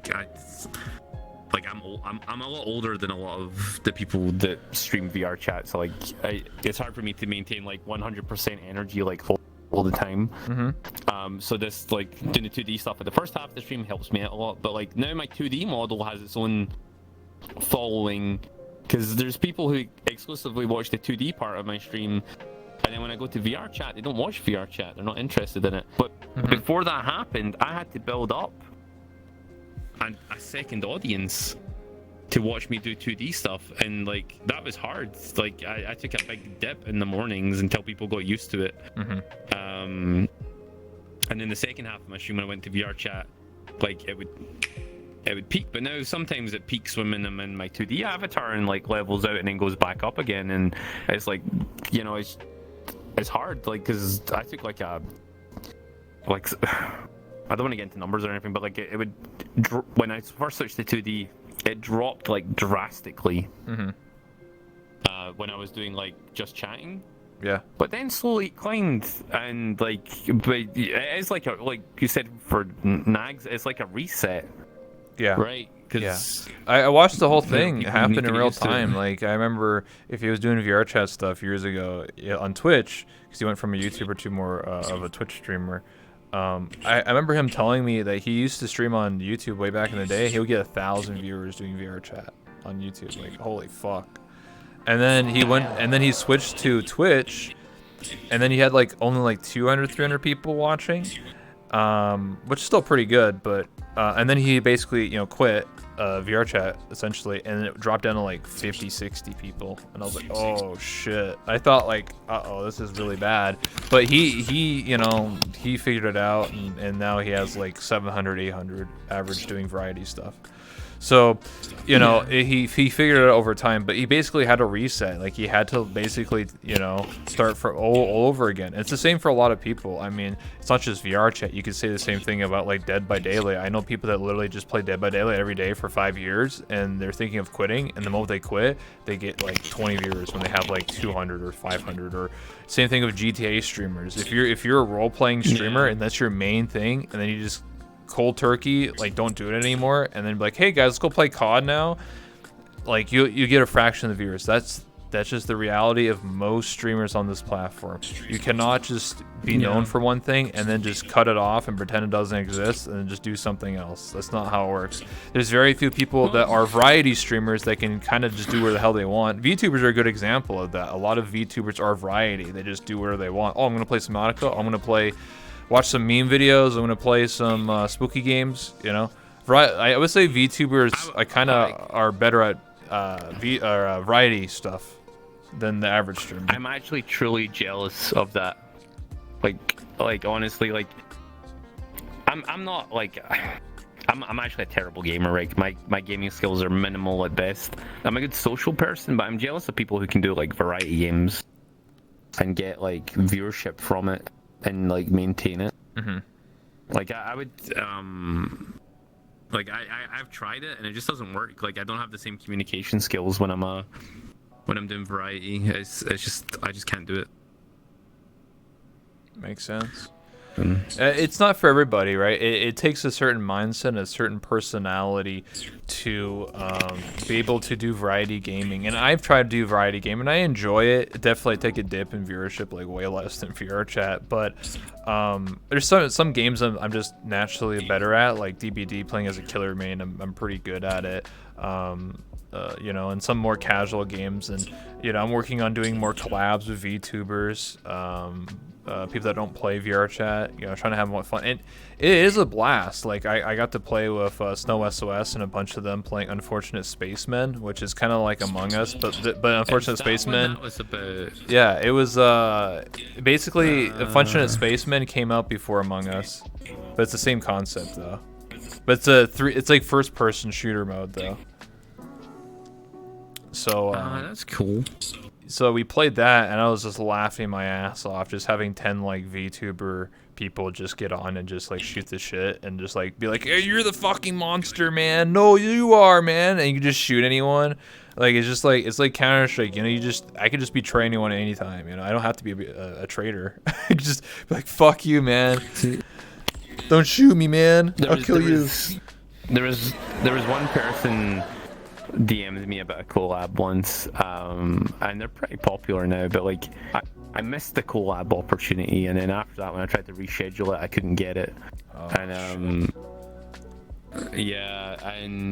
This is before they were like super popular, and we were in a lot of talking terms and DMs and stuff, and like I always regret that, but then like I am the worst person to be in a collab with, because like this is different. Like this is your stream, right? Like again, I have a really strict policy about not streaming when I'm on someone else's stream, because I feel like one, it's disrespectful. I feel, because like I want to be part of someone else's show if I'm doing that. And then secondly, I also can't give my chat the same respect because I'm not in the same communication level with them. Yeah. And like I really want to collab with people, but I find it difficult with the like I find it weird to collab with people I don't know, right? That's Yeah. like see if someone random was to ask me to do this same type of interview, Yeah. I'd probably be extremely apprehensive, right? Because you've talked to me outside of yeah, streaming like and stuff. well, this is what also separates me from other people is that I actually know my guests prior to the interview, and even if I just met them, what I'll do is before the interview happens, I will hang out with them a week prior to the interview, so I actually know who they are, and talk to them off stream for like 3 or 4 hours in a voice call or in VR chat or whatever it is. Like I will actually know them as a person. They don't just randomly show up and I never talked to them before and be like, hey, let's do an interview. I don't believe in that. Same with collabs. Yeah. When I interviewed Tane Tenchi, I actually hung out with her like 6 or 7 times in a Discord call, talking for 4 hours each time before ever doing a collab with her or even doing the interview. Yeah. So we already knew who each other was. One of the more frustrating things I can see people dealing with, because I find it frustrating. I could be on talking terms with someone in like comment sections on Twitter, right? Yeah. And I feel like, hey, maybe I could go like interact with them, but like you can't really, because they're in talking terms with you on Twitter because it's easier, right? Yeah. It's easier to be like that. But the moment you talk about like, hey, maybe we should hang out, like not as like for content, but as for like, you know, being friends and stuff, it suddenly becomes like weird. And like I've like just from VR chat, specifically VR chat streaming experiences, I'm extremely jaded from years of being like used and abused or having to kowtow to people and bow down to the person that's like this your superior streamer, like in the social status, you know. I just got sick of it, and I feel like the VTubing community has set itself up like that by accident, but it has to be like that because there's like literal thousands of VTubers. There's not thousands of VR chat streamers, right? There's like maybe a couple hundred at most. You know, so it's like like you could be saying talking terms with like Iron Mouse or whatever, Yeah. but you might not get a collab with them because, you know, they've literally got thousands of people trying to collab with them. Like you just Yeah, makes like sense. they personally can't do it. You know. Yeah. They focus on the people they know and stuff. What I've learned from the interactions that I've had with VTubers is that I'm more of an old school person where when it comes to collabs, like I'm thinking like YouTube days, like back in 2012, where both YouTubers would just be recording and then they'll just show their perspectives. And then when I became a streamer, I basically did the same thing. But what I've realized is that a lot of VTubers may not do that. A lot of VTubers I've actually met that I've done collabs with, they won't stream. We're still in the same game together, but only like one person of the 4 of us is actually streaming because they're like, why should we split all our viewers up? Like, you know, we should give like, you know, if it's your collab, then maybe you stream it. If it's my collab, then, you know, we'll, you know, I will stream it, and then all of you guys hang out, and then you don't have to worry about your chats and all that stuff. And then it's just exposure for me or exposure for you. And I never thought of that. I was like, damn, that actually might work. Like, if, you know, so for example, Sean, if you want to do a collab with me later on, us on an interview, just want to play some games, I'm down to play some games with you. I don't have to stream it. Or if you don't want to stream, I can stream it. Or, you know, vice versa. We don't have to both stream at the same time. Yeah, like, it's all about, like, time and stuff as well, right? Because, like, see if I wasn't here right now, I'd be editing YouTube videos and doing, like, Unity work and, like, screenshot stuff, like... which is another thing. Like the more this, like as you know, the more this becomes your full-time job, the more shit you need to do for your stream. Yeah. Right. There's more like you need to organize interviews, you need to find people, you need to go talk to them, you need to come up with stuff, right? So, like it's difficult to find time, and that's. That's like a thing. Wait, so like streaming, like I see your dead guy, like streaming communities. It's weird. Streaming communities are weird. Technically, my community is a streaming community by accident. Mm-hmm. A lot of my guys went off to do their own thing, and got a lot of confidence from coming on my stream and being in front of people and like doing their thing. Mm-hmm. And that's almost like sharing viewers, right? That's because you're part of an overall community and people know you. But I would say like going out into the wider streaming universe, like, well, actually Konami's put out there's like a Shark Tank. Yeah, Yeah, you're the sea turtle, man, and all the sharks are coming to get you. Yeah, you need to like stand out, or like, and if you're interacting with another streamer, it's real. Like, here's the real truth. If you interact with another streamer, and they're on your stream, and they're more interesting than you, and they're live, like, well, fuck, dude. Yeah, that says a lot. Like you I mean, there's actually, like, you could lose people. Like, you could, like, and that's not the first time I've seen that happen. And I'm going to use VR chat example. I'm not going to name any names, but there was a whole bunch of people this year, last year, and the year before that would bring interest in people on their stream because they themselves weren't interesting, and they lost viewers.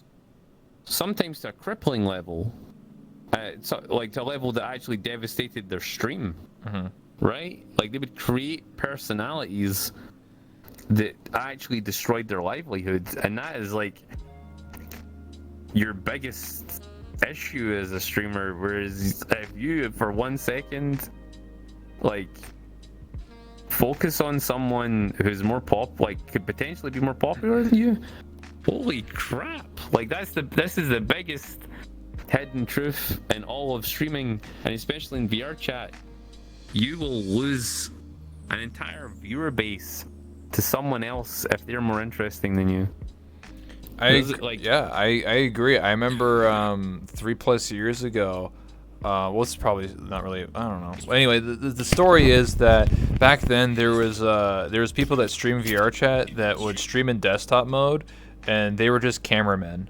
Like, they didn't do anything on their own stream, but they were just in the middle of the content, if that makes sense. So say like there was like 6 streamers doing some funny skit, and then this one person would just be in desktop, like, staring at them, and then they'll just clip it and ship it and then send it to YouTube and get like 1 million views. But when that particular person who was the camera person then tried to, like, you know, run their own streams, no one watched, no one cared. But if they were with the other bigger streamers or other personalities that, you know, were doing the content, eventually the people that were doing the content, the skits, they started streaming, and all the people just went to them. They didn't watch the camera guy anymore. They're just like, why would I watch you when I can just watch the person streaming themselves, you know? Oh, what's the point? So yeah, I totally get that. Oh, Konami. Loud equal funny? Yeah, like that came from those lobbies. Like, oh yeah, loud equals funny, guys. Oh man. Like, I hate that. Like, I would rather you come up with like a funny situation, or like you personally have an interesting story to tell, which is like what is traditionally funny, right? Like, or like you as a person, like your personality is funny. Like, not just like scream word really loud, ha ha ha, like, I don't know, which I feel like half the memes are now. They don't even make sense, but maybe I'm just a boomer and I don't get it. Like, that's another thing. I feel that, man. I mean, it goes back to what you said earlier about like people copying each other and doing like all the people doing anime girl voices, or loud is equals funny, or, you know, everyone having a weird laugh. Right. Do you want to hear something else controversial? And I'm willing to say this. The femboy thing. So I don't think it's like, I think it's abnormal, the amount of femboys that came out after Artsy became popular. Oh, right. Shit. Oh saying- shit, hot I'm not take saying- gamers. Oh shit, drama alert. Woo I'm woo. not saying right. So I'm friends with a lot of people who are femboys, like big time femboys, talking like ADC and Lulu and stuff, right? Yeah. I love them to pieces, but they are big time femboys, right? And Uh-huh. they're femboys 24/7. Uh-huh. But there's people who just declare that they're femboys on their stream, so that they can like access what they perceive as viewership rather than like, and it's like, do you remember the Hopple meta? Yeah. The Hopple cat girl meta, right? So to be popular in VR chat in 2019, you had to be a Hopple, and you had to be probably a cat girl as well, right? That was the meta back then. And if you were that, you would get viewers regardless of who you were. Not massive viewers, but you'd get some viewership, right? And then like it started changing, and then it was like more the anime girl stuff, and then this year in particular is the year of the femboy meta. Doesn't matter who you are, if you can access that niche and you're also entertaining, people will appreciate it and love it. But there is a definite niche, right, for that, and people like the people who are popular in it have accessed it. And like that's based on them. The people who are popular in that because they're entertaining people, right? But it is the meta currently. And it's not the streamers that decide it, it's the viewers, but it's weird, right? Because like and a lot of the stuff I do, I'm quite feminine. I never would have said I was a femboy, but my chat kind of pushed me into like admitting some stuff about myself. But like I'm saying I'm a femme man, like, because I'm so old I can't be a boy. I'm a man. I'm a man. So I have to act like a woman sometimes. But like that's weird. But there's a lot of people trying to replicate. Like there's straight up people who are sound and act exactly like Lulu and ADC, and it's not even. It's like the stuff I was talking about earlier with like Rose Doodle's voice and that laugh and stuff people do. Like it's literally people straight up trying to copy them because they think they'll gain the viewership by being them. We need more femme girls. Yes, sugar, we do. Femme girl? What's a femme girl? What is that? No, we need some tomboys. What do you mean? That's the new meta. We need some tomboys. What do you mean? Yeah, there you go. Where's the tomboys at, huh? Yeah. I can't do a girl voice. Just imagine like a southern like Bess, you know, like, come on, Ricky, let's go out and get some booze. Come on, get that hog, yeah. You know, like girls saying it, you know. That's a tomboy. But like what I was getting at with that femboy thing is like there's nothing wrong with being a femboy, right? And if you are a femboy, it's totally okay, right? It's totally okay. But there's people who are like straight up copying people because they assume it's going to get them viewership. They see trend. They see trend. They're like, oh, big streamer femboy. If I talk like this and go like, oh my god, Starbucks, yes queen. Oh my god, I'll get more viewers, right? Yeah. You're so pretty, Sean. Oh my god, what'd you do? Thank you. Oh my god, hey. Actually, I'm super pretty. Thank you. Wow, you're so beautiful. Oh my god, blast. Oh my god. Yeah. I wonder who would copy people. Oh no. Yeah, who wants to copy a talk show? Nobody. Too much effort. To be sassy together and gossip and Oh, can you sub to add to my collection? Sigoku just subscribed. Oh, thanks yeah, for the like, subscription. I don't know. Anyway. But yeah, like it's just weird. Like I really wish people would just be themselves, because like if they're themselves and they're unique, there's a space for people. I mean, for a long time, like people were angry at me because all I would do is say like stuff and not care. Sorry, you cut out for a second, but it's only for a second. My cable's dying. Oh, did I? No, you're fine. You just said uh-oh, and then no, go ahead. Sorry. I thought it was going to die longer. Yes. Oh my god, actually she was right. ASMR VR chat with sexy avatar and plus femboy. Yeah, but like Hey, that's me. I did that. Hey, motherfuckers, I did the fucking ASMR shit, not on purpose. I live with my parents and I couldn't talk at night, so I had to be like, hey, what's up, guys? I'm playing VR chat. But I didn't do ASMR. I just had to whisper every day for 2 years ago. I didn't do it. I didn't even have a sexy avatar. I was just a guy, and then eventually got a sexy avatar. But you know, I was doing that shit before anybody else. But I had to do it because my parents were sleeping.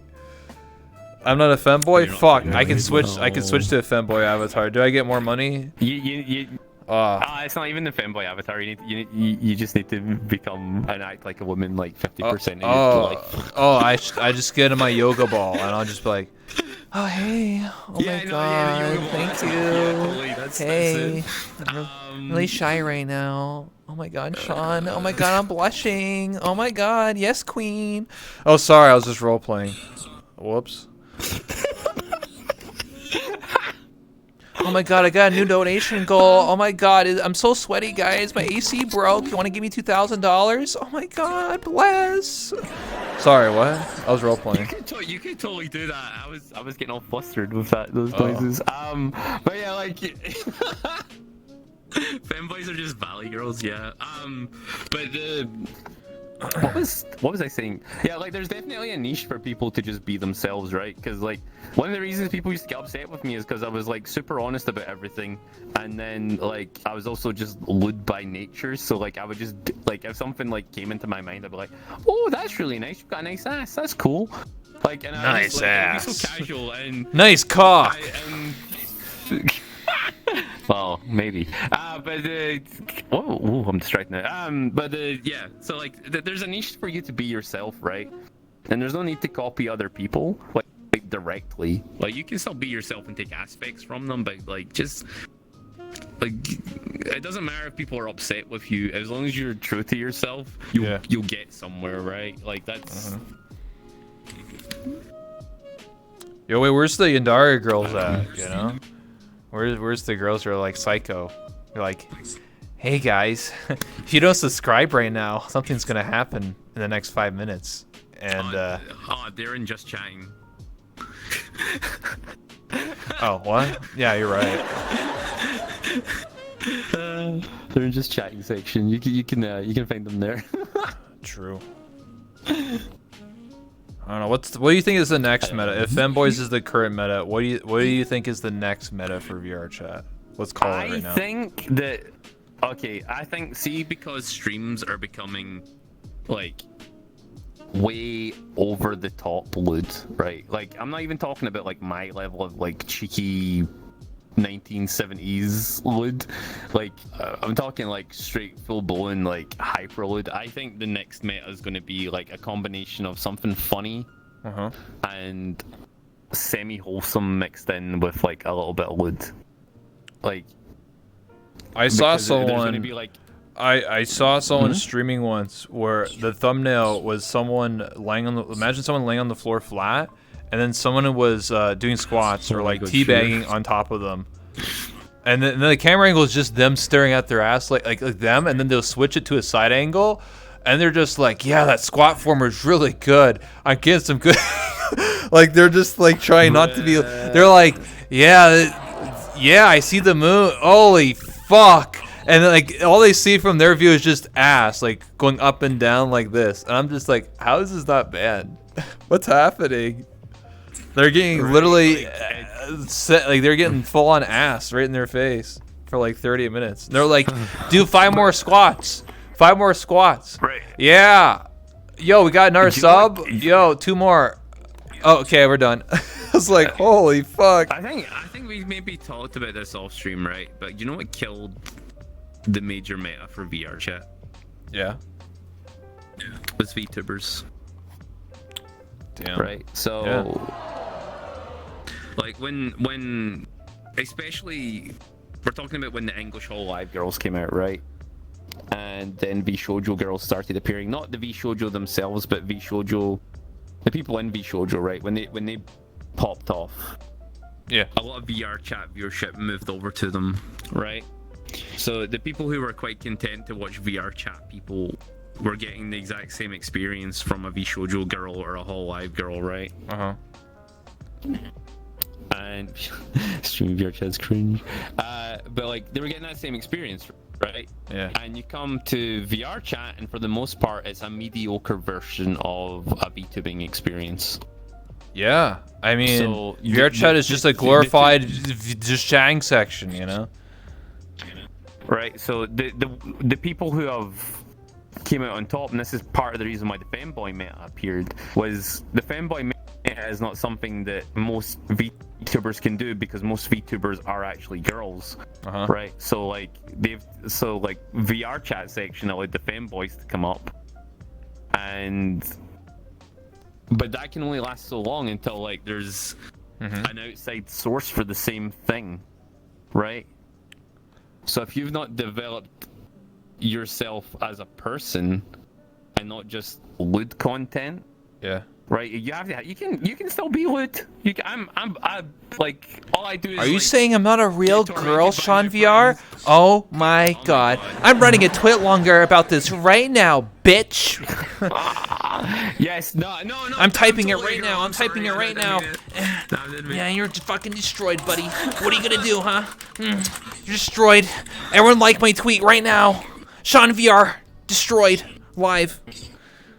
Oh no, that's me. My career's over. Jesus. But like, that's the reason there was an opening for the guy, like the femboy guys and VR chat, because it was an untapped niche that came from YouTube especially. Yeah. And like that's not catered for in the VTubing markets, right? But if that gets catered for there, like VR chat might take another hit, and you need to be prepared for that. Like if you're running on like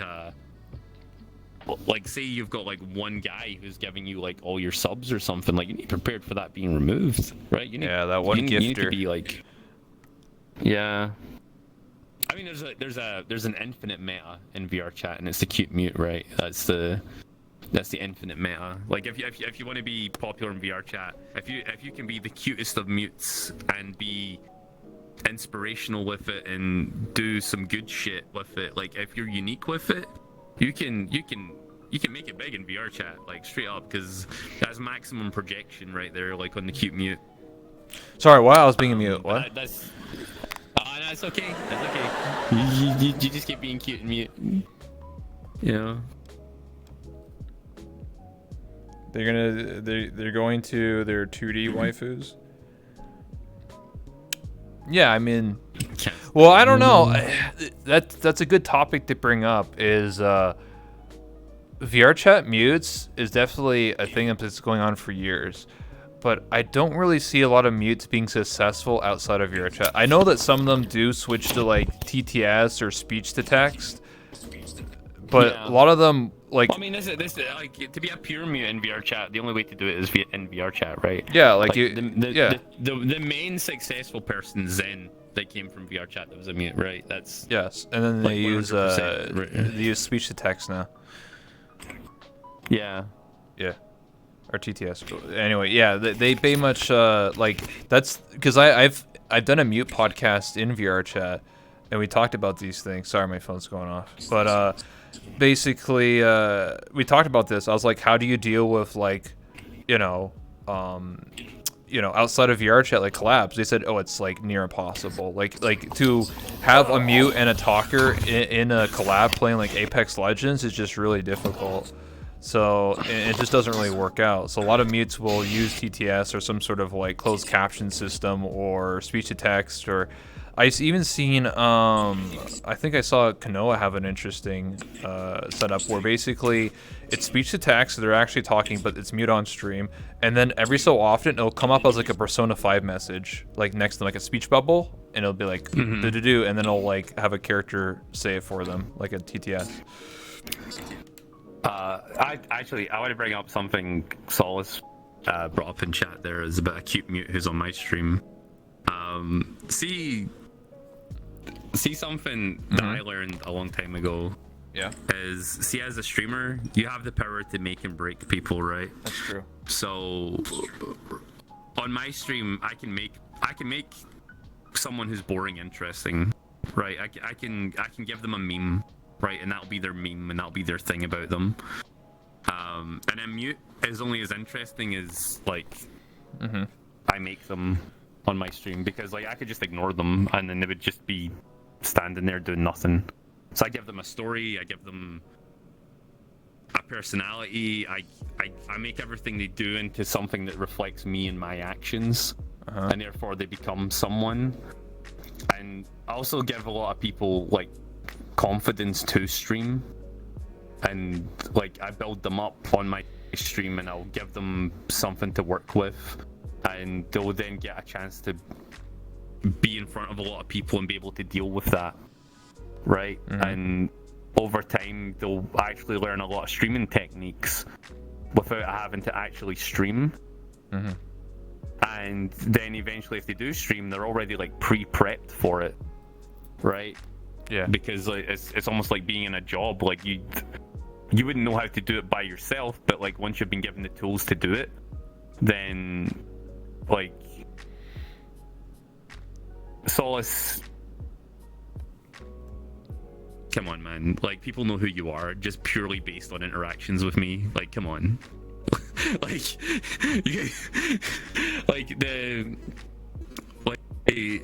some mutes have more personality than talkers. That's true, but those talkers are probably boring people. True. Like to be successful mute, you have to be quirky. You have to like have the full body. You got to know the language and all the stuff going on. You know, you can't just be a mute. Like I can't be a mute because I can't do it because I'm a talker. But mutes it's a lifestyle. You can't just become a talker, be a talker, and then be like, okay, I'm gonna unmute. See you guys later, and then never talk again. I don't know anyone that's ever done that really. Honestly, I've talked to most of the mutes in GRC. Really? Oh yeah, I mean, I've interviewed them. I've heard mutes' voices off stream all the time. I won't say who, but a lot of them are very shy or very interesting people. I'm surprised some of them don't talk. Some of them have very cute voices. They're like, hey Sean. Yeah. You know. See, it's true. It's true. I mean, Oatmeal's got a nice voice, right? Yeah. After they started speaking, I'm just gonna go into something Solace said there, if that's okay. Like Solace comes on my stream. He hangs out in the background, and like I play favorites on my stream. So like if I deem someone to have good energy with me, I'll put a lot of focus on them. Like currently it's this person called Loxy, who's a mute that I like come on my stream from. Like I met them and they do a lot of fun stuff, and I'm like, okay, they're quite interactive with me. We've got good energy. Like I'll just let them keep coming on. And in the past, like I would have people who would have good energy with me and play along with stuff. And but with mutes, I'm like always in control of the story and I can't be interrupted, so it's easier for me to do stuff with a mute. But with other people, it's more difficult. So if someone's got good comedic timing with me, or they understand they need to wait for me to finish a bit before they continue in with something, like I'll focus on them and then I'll build them up and do stuff with them. And usually it'll be by accident. Like I don't plan these things, but like it's good though to watch someone like grow up as a personality. And if they can get beyond it, right? But it's just weird because like there's like I've ranted about this on my stream recently, but like when this happens though and they get the urge to stream, I usually don't see them ever again. Really? Like yeah, because they'll fit a time zone so they don't conflict with me, or if they do, or if they don't do that, they'll stream through me because that's when they're awake, and then I'll probably never see them again. Like I'll maybe see them in chat once in a while, but I'll never see them in game with me. Like I'll be very, very, very rare occasion I'll see them in game with me ever again. I can agree with that. I've met some mutes that I've known for years, and then they started streaming, and I'm very supportive of them. And then some of them I haven't seen in 6 months. Like we will DM each other, sure, but like seeing each other like face to face in VR chat or like hanging out with each other is like almost impossible at this point. And it makes me sad because I'm like, man, 3 years ago we used to hang out and you know be comfy and you do these cool things, and now it's like I never see them again. And I know that they're a streamer, they're successful, they gotta they're on that grind. I mean, like me, happens, but right? yeah. Yeah. Yeah, like I understand that, Sugar. I mean, like I was really happy being Sugar started bonding a lot more recently. Like we hadn't been hanging out a lot just because of times and stuff, and like that was just purely because we were both streamers and we both have our own time zones, and like we're both busy people, you know, and like it just happens. Yeah.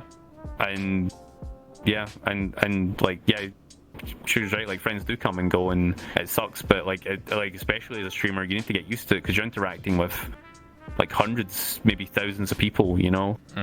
And like eventually you're going to lose people, and like it could be for random reasons, like they've got like a new job, something serious has happened in their life, but you just need to enjoy the time you have with them. It's taken me a long time to realize that, you know. Yeah, it's a reality. I mean, I know because I was literally part of Team 5 Midnight Central. I mean, those are both teams that existed many years ago when VR chat was first blowing up. I barely see any of those people nowadays, and it's been almost 4 years. So yeah, I'm fully, you know, accustomed to like friends come and go. It's still a bit sad. Like it's, you know, I gotta admit, it's still a bit, you know, sad. But you know, I'm an adult. I'm 26. I can be like, okay, you know, that was a good time, but it's time to work on the next big thing. And for me, that's just doing VTubing and variety stuff. And I still get on VR chat to hang out with people.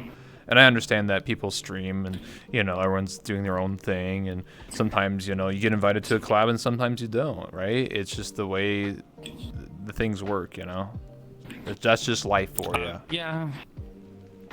I mean, probably one of the, like, I'll need to go soon, but probably one of the final things I would probably want to say is, like, see stuff as well, like streamers end up becoming like enemies with each other a lot of the time in this game, especially. Sometimes it's through jealousy, sometimes it's just through like a misunderstanding. Like I've still got grudges against people from like 2019, 2020 and stuff, about how they treated me. I try and forget about it, but it's real hard, right? But like there's a lot of people who focus too much on what other people are doing in VR chat. Yeah. And like I've had to talk to so many people about this, but just I've had genuinely a large group of VR chat streamers come after me for stuff, and then when I found out about it and I became public about it, I didn't name the names because like I'm over that, but like people from the group of people would DM me trying to deflect what they did or others did, and I would just like, I just didn't care. Like I listened to what they had to say for the most part, but I was just like, you guys are so focused on the wrong stuff. Like you should be focusing on yourself and like your content and your community and your friends. Like I don't even know what other streamers are doing most of the time.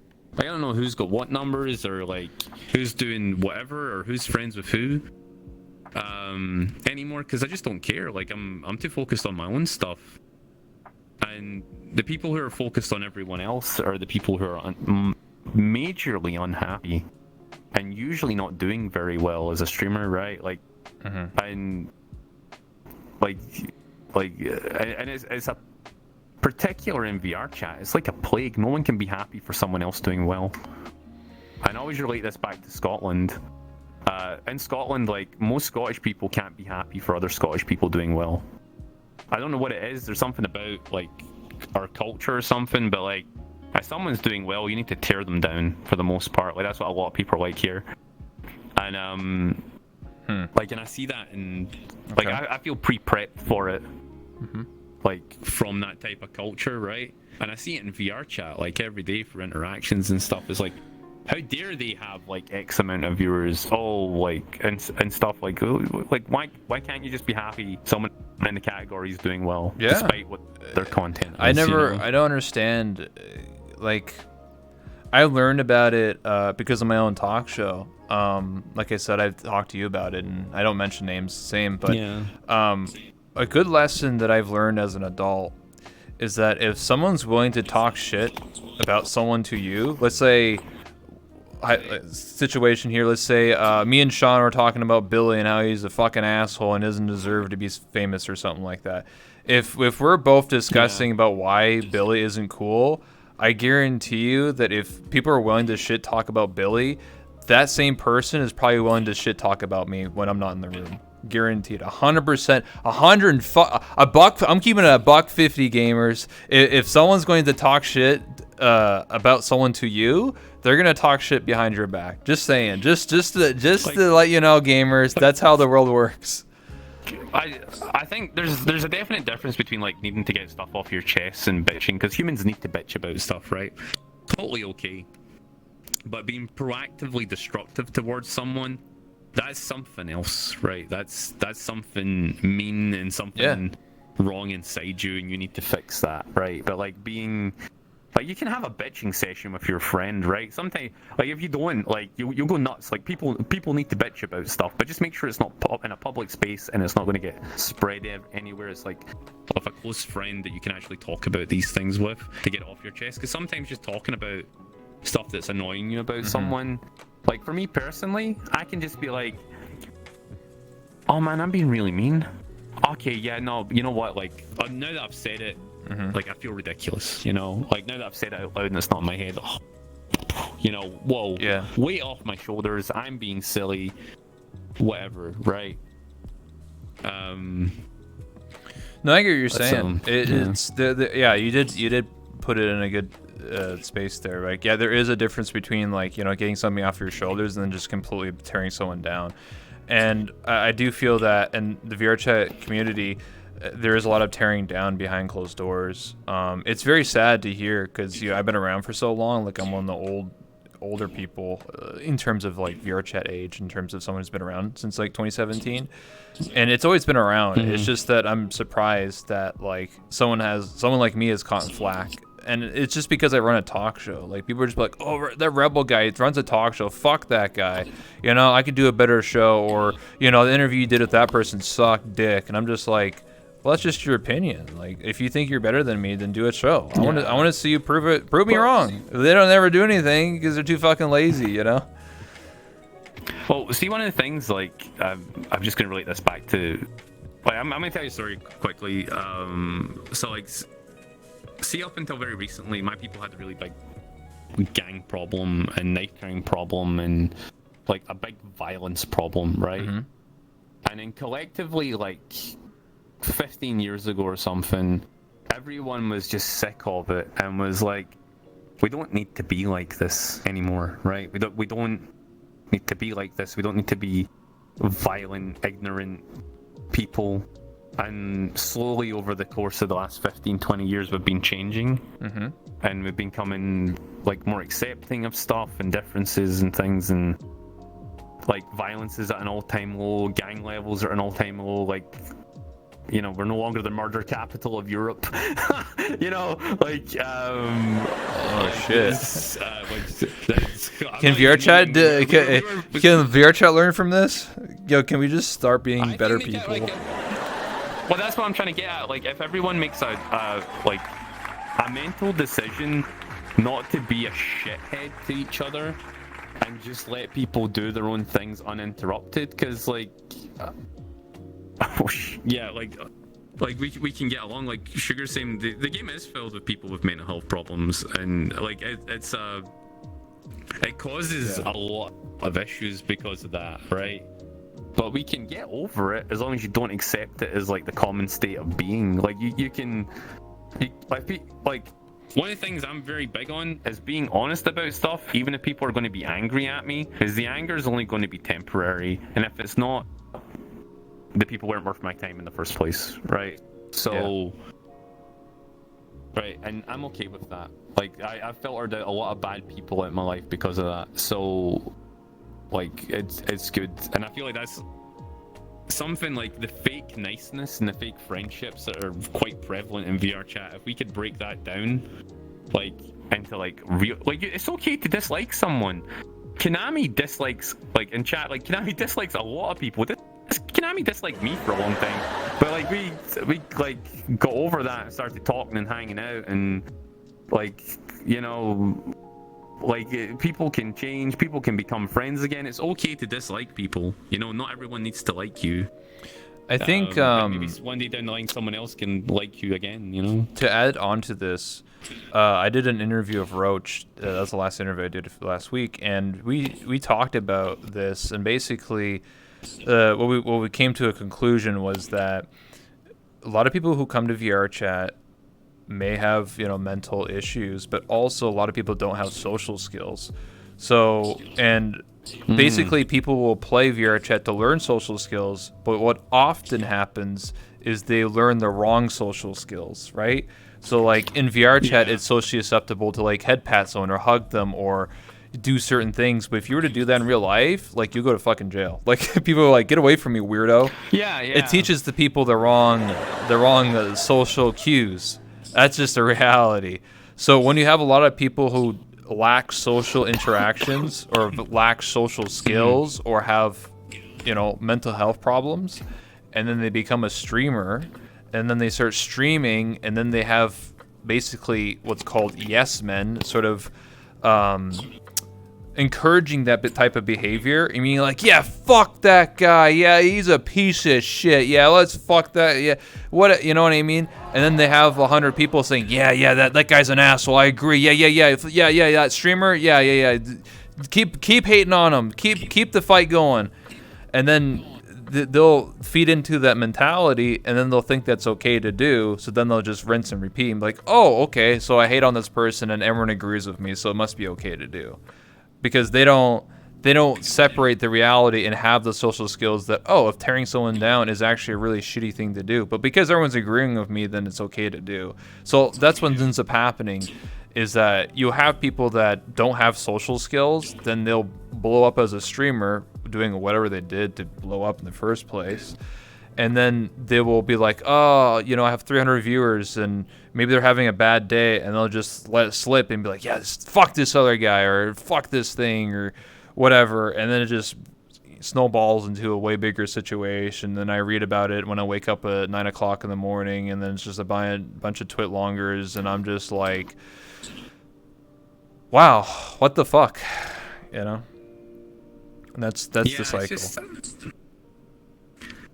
It's something that, like, again, it's something we can break, but like, it's like I'm really hoping this new set of streamers coming up are going to be the ones to break it. But I thought that last year as well, and everyone always gets wrapped up in these. Like, I'm gonna tell you this, guys. Like, streamer lobbies are bad news, like big time. If you want to have a good, happy life in this game, don't be part of a streamer lobby. And if you're going to be in one, don't be streaming. Like, it's just bad.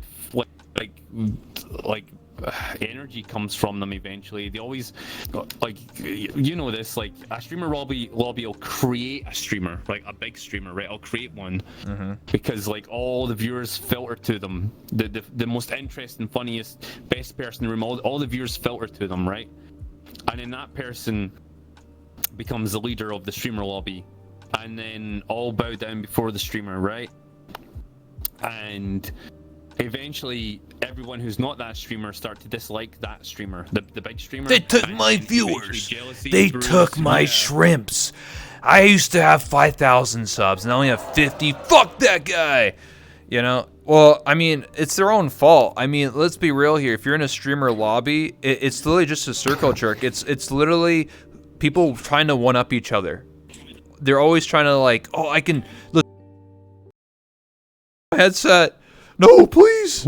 Okay, I'm back. Sorry, my headset died for like 5 seconds. Yeah, I thought it was me for a second. I was like, whoa. No, it's just my cable. It dies when I get serious. It's like, calm down, dude. But like, people are trying to one up each other constantly, and that's what it ends. That's what a streamer lobby is. It's like, oh, you think that meme's funny? My meme's funnier, or I'm quirky because I laugh like hee hee, or like I talk like an anime girl, so I'm more funny content than you. You know, it's a constant ego battle with people. You know, and it only happens in VR chat, because that doesn't happen when you're playing DBD or any other game, an actual video game. Yeah, like, see one of the things I like to do now when I'm off stream is, if I can find one of these streamer lobbies by accident, I just sit in them and watch people, because I don't know, it's an interesting viewpoint about how people interact with like streamers and stuff. And I had a little rant about this on my stream. I dislike how most people interact with certain types of streamers. And it's mostly like flexing money on them, being in their face constantly, not giving them space, staring at them, and not I've witnessed people just stare at streamers like for long periods of time and not actually interact with them. Yeah. Just camera guy near them. Just over there is SeanVR, dude. Yo, is he in the shot? Yeah, yo, that was pretty funny what he did earlier.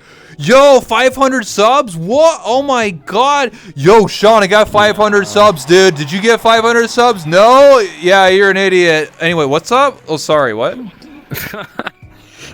I was role-playing. Yeah, I get that though. Like, it's just weird. The Crashers. I remember the Crashers. Like, those guys were weird, but like, I don't know. Maybe it was a good thing. It made people scared to join those lobbies. Yeah, I'm sorry, I was reading chat, but yeah, I agree. It's just, well, that's why like 2 years ago I ran a talk show, and ever since then I just done my own thing, like. You know, and most of the time, if I want to hang out with someone, I just do it off stream. I don't believe every conversation should be on stream. Like, there's many times where I'm just hanging out, having a touching moment with somebody, and then I learned that someone's sitting there. Oh shit, I was streaming. Oh fuck, I didn't know. Anyway, continue. This is good content, homie. Oh, I'm like, what the fuck? Sure.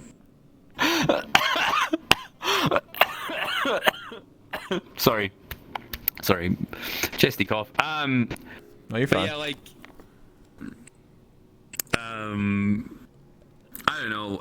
It's just weird. Like, I wish things could be normal with people, but it's so hard. And like, you get like, see, when you're a small streamer as well, you get so excited about being around bigger streamers, and like, I was like that too. And like, I still get like that. See, if I meet someone like super like popular to me, I'm like, yo, whoa, this is weird, you know. But yeah, I don't know. It's difficult to judge, right? Because like, technically, as a community, we taught people to be streamers in VR chat the way they are now, right? Like, yeah. That's like, and trying to change that, it's like a long road. Like, a bunch of people are going to have to like mentally decide to fix it. You can't change it personally.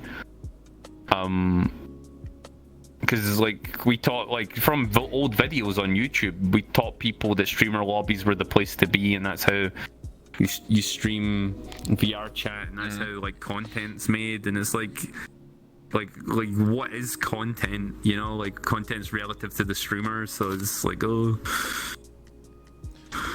No, I got you. We should Can I get a furry category? Yes. we're gonna wrap up in a second here. But I need to go to the bathroom like real bad. Like, I just love talking. You want to go to the bathroom, and then I'll just talk to the chat for like a quick commercial break type of thing. I'm down with that, and then we can wrap up in like 5 minutes. No, we can wrap up. Like, I can hold on. What I was gonna do is, if you're gonna go pee, I could just ask the chat for some questions, and then by the time you get back, I'll have some more questions. Yeah, no problem. I mean, yeah, that's fine. Yeah, just put the camera on me, so he's not like, yeah. All right, chat. So we're gonna be wrapping up soon. This has been just over 2 hours interview with SeanVR. Oh God, the feedback. Yo, what up? Okay, we're good. Can we get a furry category? There is a furry category. What do you mean? Oh man, let me lower his voice so I can't hear myself.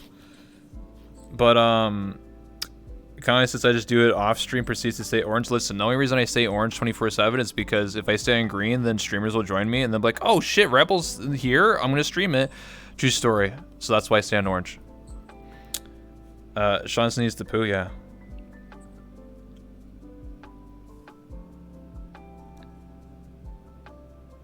I'm always on green.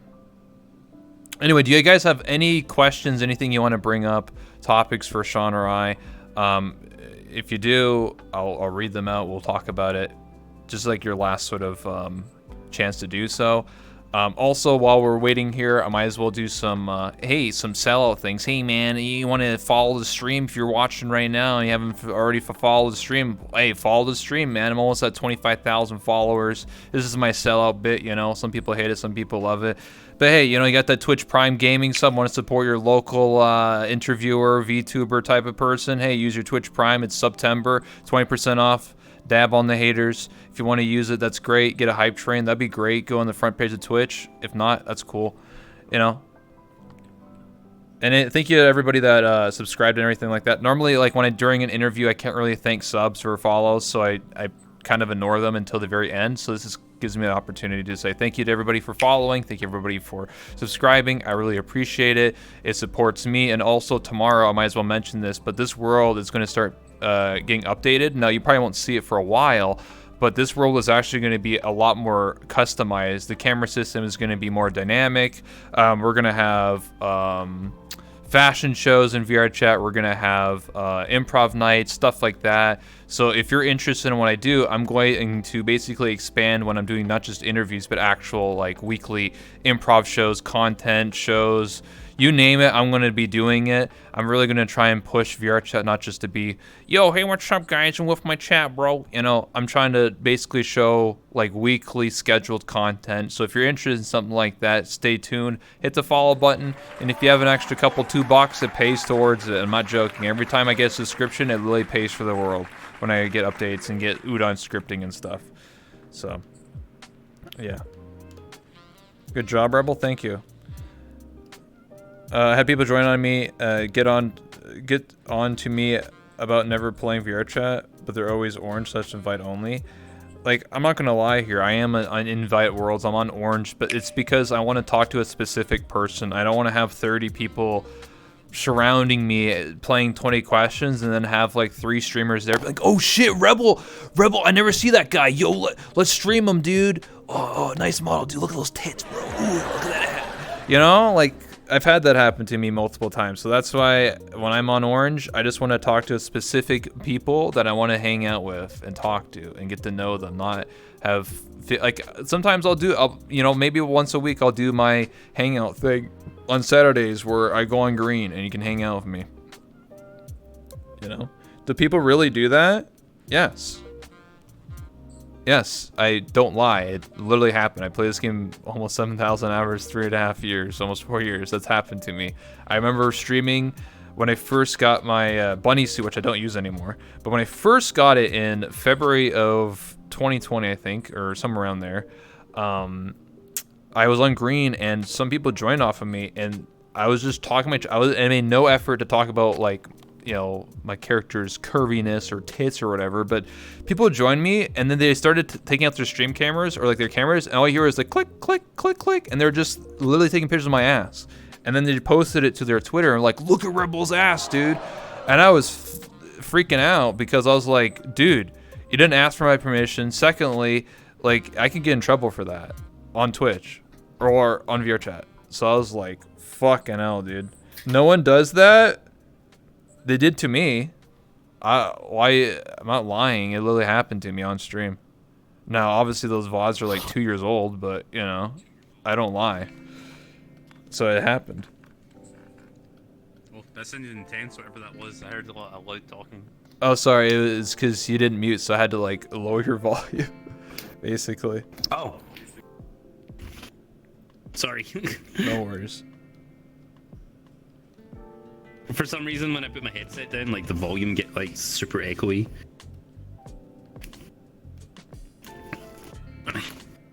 That sounds shitty. White people gotta be thirsty. Yeah, I don't know. Some people are just horny on main all the time, and they don't have a filter. So. Hell yeah.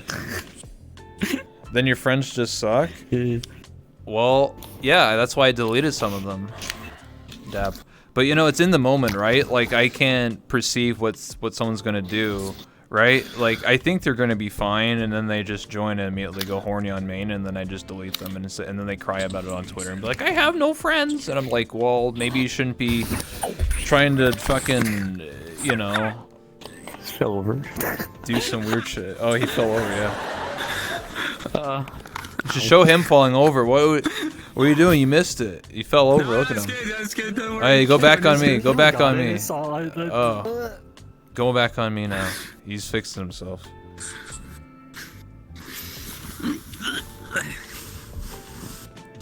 Being on green scares me. I've secluded myself so much whenever I make it to VR chat. Well, yeah, I mean, I think it's fine. Like, I don't personally, I use orange, and I have a reason to, so I don't hate on anyone if someone's on green or blue or whatever, right? I'm on orange for a reason because of previous experiences. That's just the way I am. I totally get that, man. Like, Personally, you see on Wednesdays, right? Wednesdays, me and two of my friends, that's our exclusive day to hang out. So I go orange status on Wednesdays.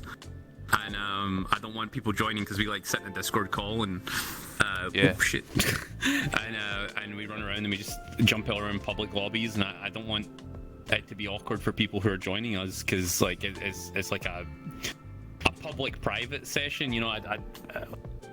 like we just talk to each other and do weird meme stuff in Publix. And like it's okay to be an orange sometimes, just like, you know. Well, yeah, like what I was alluding to is that I try to do like a weekly hangout thing off stream, or I just sit in a world and then like, you know, people can just join whenever they want and leave whenever they want, and that's the time to hang out and join. I feel like a lot of times, even just earlier right now, like in the last 2 hours, I probably have had 20 to 30 invite requests.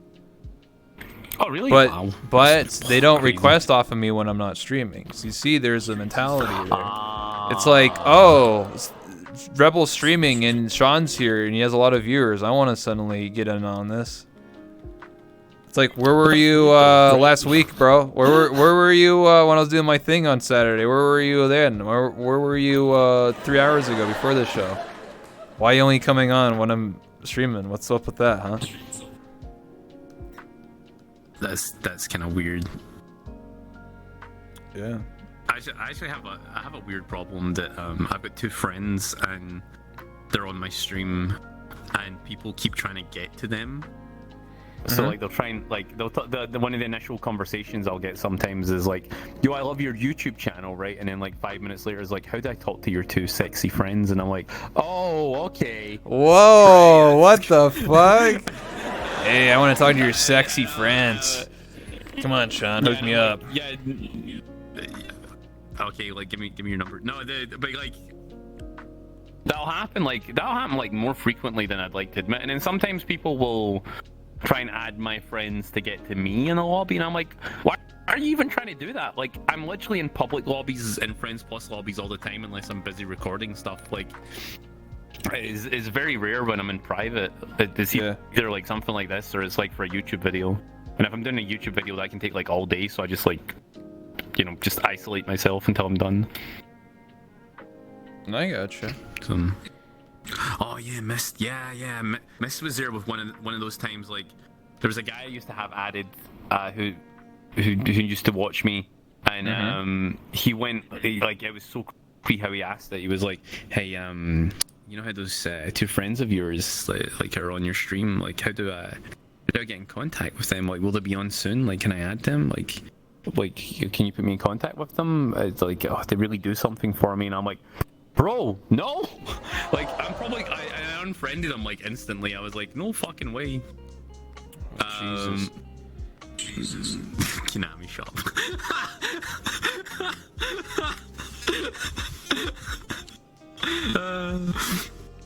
I've had people do that to me many times when I was in Team 5 because at the time Poke had like 10,000 viewers streaming VR chat, so I was a part of the team, and then people would specifically add me, and then they would be like, "Hey Rebel, I see that you're part of Team 5. Can you invite Poke here? I really want to meet him. Yeah, I'm just you know, I just want to hang out." I was just like, what the fuck? And then you know, I felt conflicted because I wasn't sure. I was a baby streamer when I first started, so I didn't accept it, but I would bring it up at team meetings, and I'm like, so there's a bunch of people adding me, and they're trying to like get close to, like, you know, what should I do? And they just straight up said, unfriend them, don't talk to them. They're just trying to get viewers off of us, so don't do it, man. Just don't do it. I was like, okay. I learned 3.5 years See, ago. When I was first starting out, like I was super well connected, and I didn't even mean it. Like, I had so many at the time big streamers as friends, like or big VR chat personalities as friends. Yeah. And I didn't even realize, and people were adding me all the time because they would see me on their streams. But I would just be like floating around friend lobbies being weird. And I was getting all these friend requests, and I was like, oh, this is really cool. Why all these people want to be my friends? And then I eventually found out they were like, hey, where's X streamer? You know, like, I'm like, oh, they just left. Why? And they're like, okay. And then there'd be like another 5 people would join on the lobby, and they would ask the same question. Oh my god, that brings back memories. Holy shit. Yeah, I've seen that all happen all the time. They'd be like, where's Poke, bro? Where's Whoops at? Or like, I guess the more current gen version of that be, yo, where's Loathon, bro? I just joined. Dude, what? Yeah. He was right here, man. I was watching the stream. I mean, whoops. I mean, I muted his stream. I mean, what? What? Oh, where'd he go? And then they immediately like disappear and make, you know, leave the world to join. I was like, holy fuck, dude. See, based on that, right? See if I meet a streamer for the first time and my friends are in a lobby and I have to go. Yeah. See if they leave the lobby almost instantly after I leave and don't talk to my friends who were there. I judge people quite harshly based on that, because I'll ask them afterwards, did X streamer stay around and talk with you guys when I was gone? And they'll be like, oh yeah, actually, like they stayed here for like an hour or so and we had a good laugh and like it was nice. Or they'll be like, no, they left instantly. And based on someone leaving instantly, I'm like, they're either really socially awkward or they were only here to talk to me. And if that's so, like, that's kind of weird. So Extremer left. I left my oven on. I gotta go, guys. Yeah, I mean, sometimes it's genuine, they need to leave and stuff, but like, it's, I don't know, it's a good way to judge people if they're going to be your friends. If like, if someone leaves a lobby that is perceived as famous all the time or whatever, yeah, and people just instantly leave afterwards, like you can judge people quite harshly on that. Oh, absolutely. Absolutely. I believe it 100%. I mean, I've seen it firsthand. Like, I've been in those lobbies because I was a small streamer. I had 5 years, and I was a part of a big streamer group. And whenever the big streamer left and says, oh, guys, I'm going to go eat McDonald's, and I'm going to go, like, go AFK or whatever. Or, like, you know, they leave to go to their homeworld. And then, out of nowhere, people are like, oh, yeah, I got to go, too. Yeah, I just got my takeout. I gotta go. I gotta take my dog out. But I'm streaming the. Hey, you want to follow me though? Like, come on, like. Anyway, tell me when he comes on again in like 3 hours. I'll see you in 3 hours when he comes back from his dinner. Anyway, bye. I've been in those worlds, and I was just like weird champing. I was just like, bro, what the fuck? See, do you know? See, based on that, like I still do it. Like, see if streamers will leave a lobby, like, and I'm in a conversation with people, I'll just stay with the people I was having a conversation with, even if like a room of 40 people breaks down to like 3 people. Like, if I'm having a good time, like, I'll just stay with those people, and then I'll end up becoming friends with them. Like, and then those people might even be long-term friends. Then, like, I mean, you don't know who they are, like, you know. So, I don't know. No, I got you. I think what we'll do, because I said we're gonna wrap up now, so I think we're gonna wrap up because you came back and we talked a bit more. Yeah, so I want to go do other stuff anyway. It's been basically almost 3 hours. Just so you know. Holy crap! Hey, we have a good time. Yeah. Like gag on me or something. No, it was good. Did you guys enjoy it? Chat, let us know. Did you guys enjoy this interview with Sean? It's been like a while since the last one, so. I think it was great. The last one lasted a long time as well. Yeah, listen, I always have a good conversation with you, Sean, and I don't mind going over time with you because you make me feel special inside. Aww. Yeah. Oh, you have sound effects for that too? Oh my goodness. Yeah, we have everything. We don't just have booze and cheers. We got everything, you know. But anyway, any final statements? Anything you want to say, Sean? You'd be like, hey, I'm streaming tomorrow. I don't know. Do you want to? Anything got going on? I don't hate VR chat streamers or VR Oh, chat. I there's just a was lot like of saying you. stuff. Please don't kill me. That's okay. I can handle all of you at once. No, like I don't know. I don't know. I just had a really good time. Thank you. I like an opportunity to vent and talk about stuff whenever I can without forcing it down my streams for us like constantly. I get you. Nice. But I don't know. It was just nice. It was nice, Rebel. Thank you very much for having me It on. was nice to have sorry you. it's been so long. Yeah.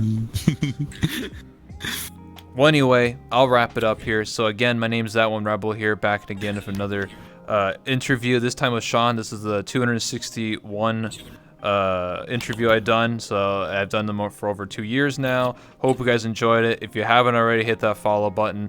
If you have a Twitch Prime, you can use it on me if you want. I mean, you get 28 emails, you know. Pretty cool. But anyway, Is this one of your merchandise items? I wish. I fucking wish it was. I could. Oh, nice segue. I'm actually going to be opening a merch store, though. I'm going to be selling Boo and mouse pads and posters and stickers.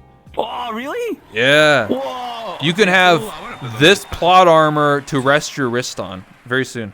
It's already been designed. Ah, cool. But anyway, hope you guys enjoyed this show. We're now going to go raid somebody. Sean, if you can stay for like an extra just 1 minute just to take a photo. And then, yeah, so we're going to go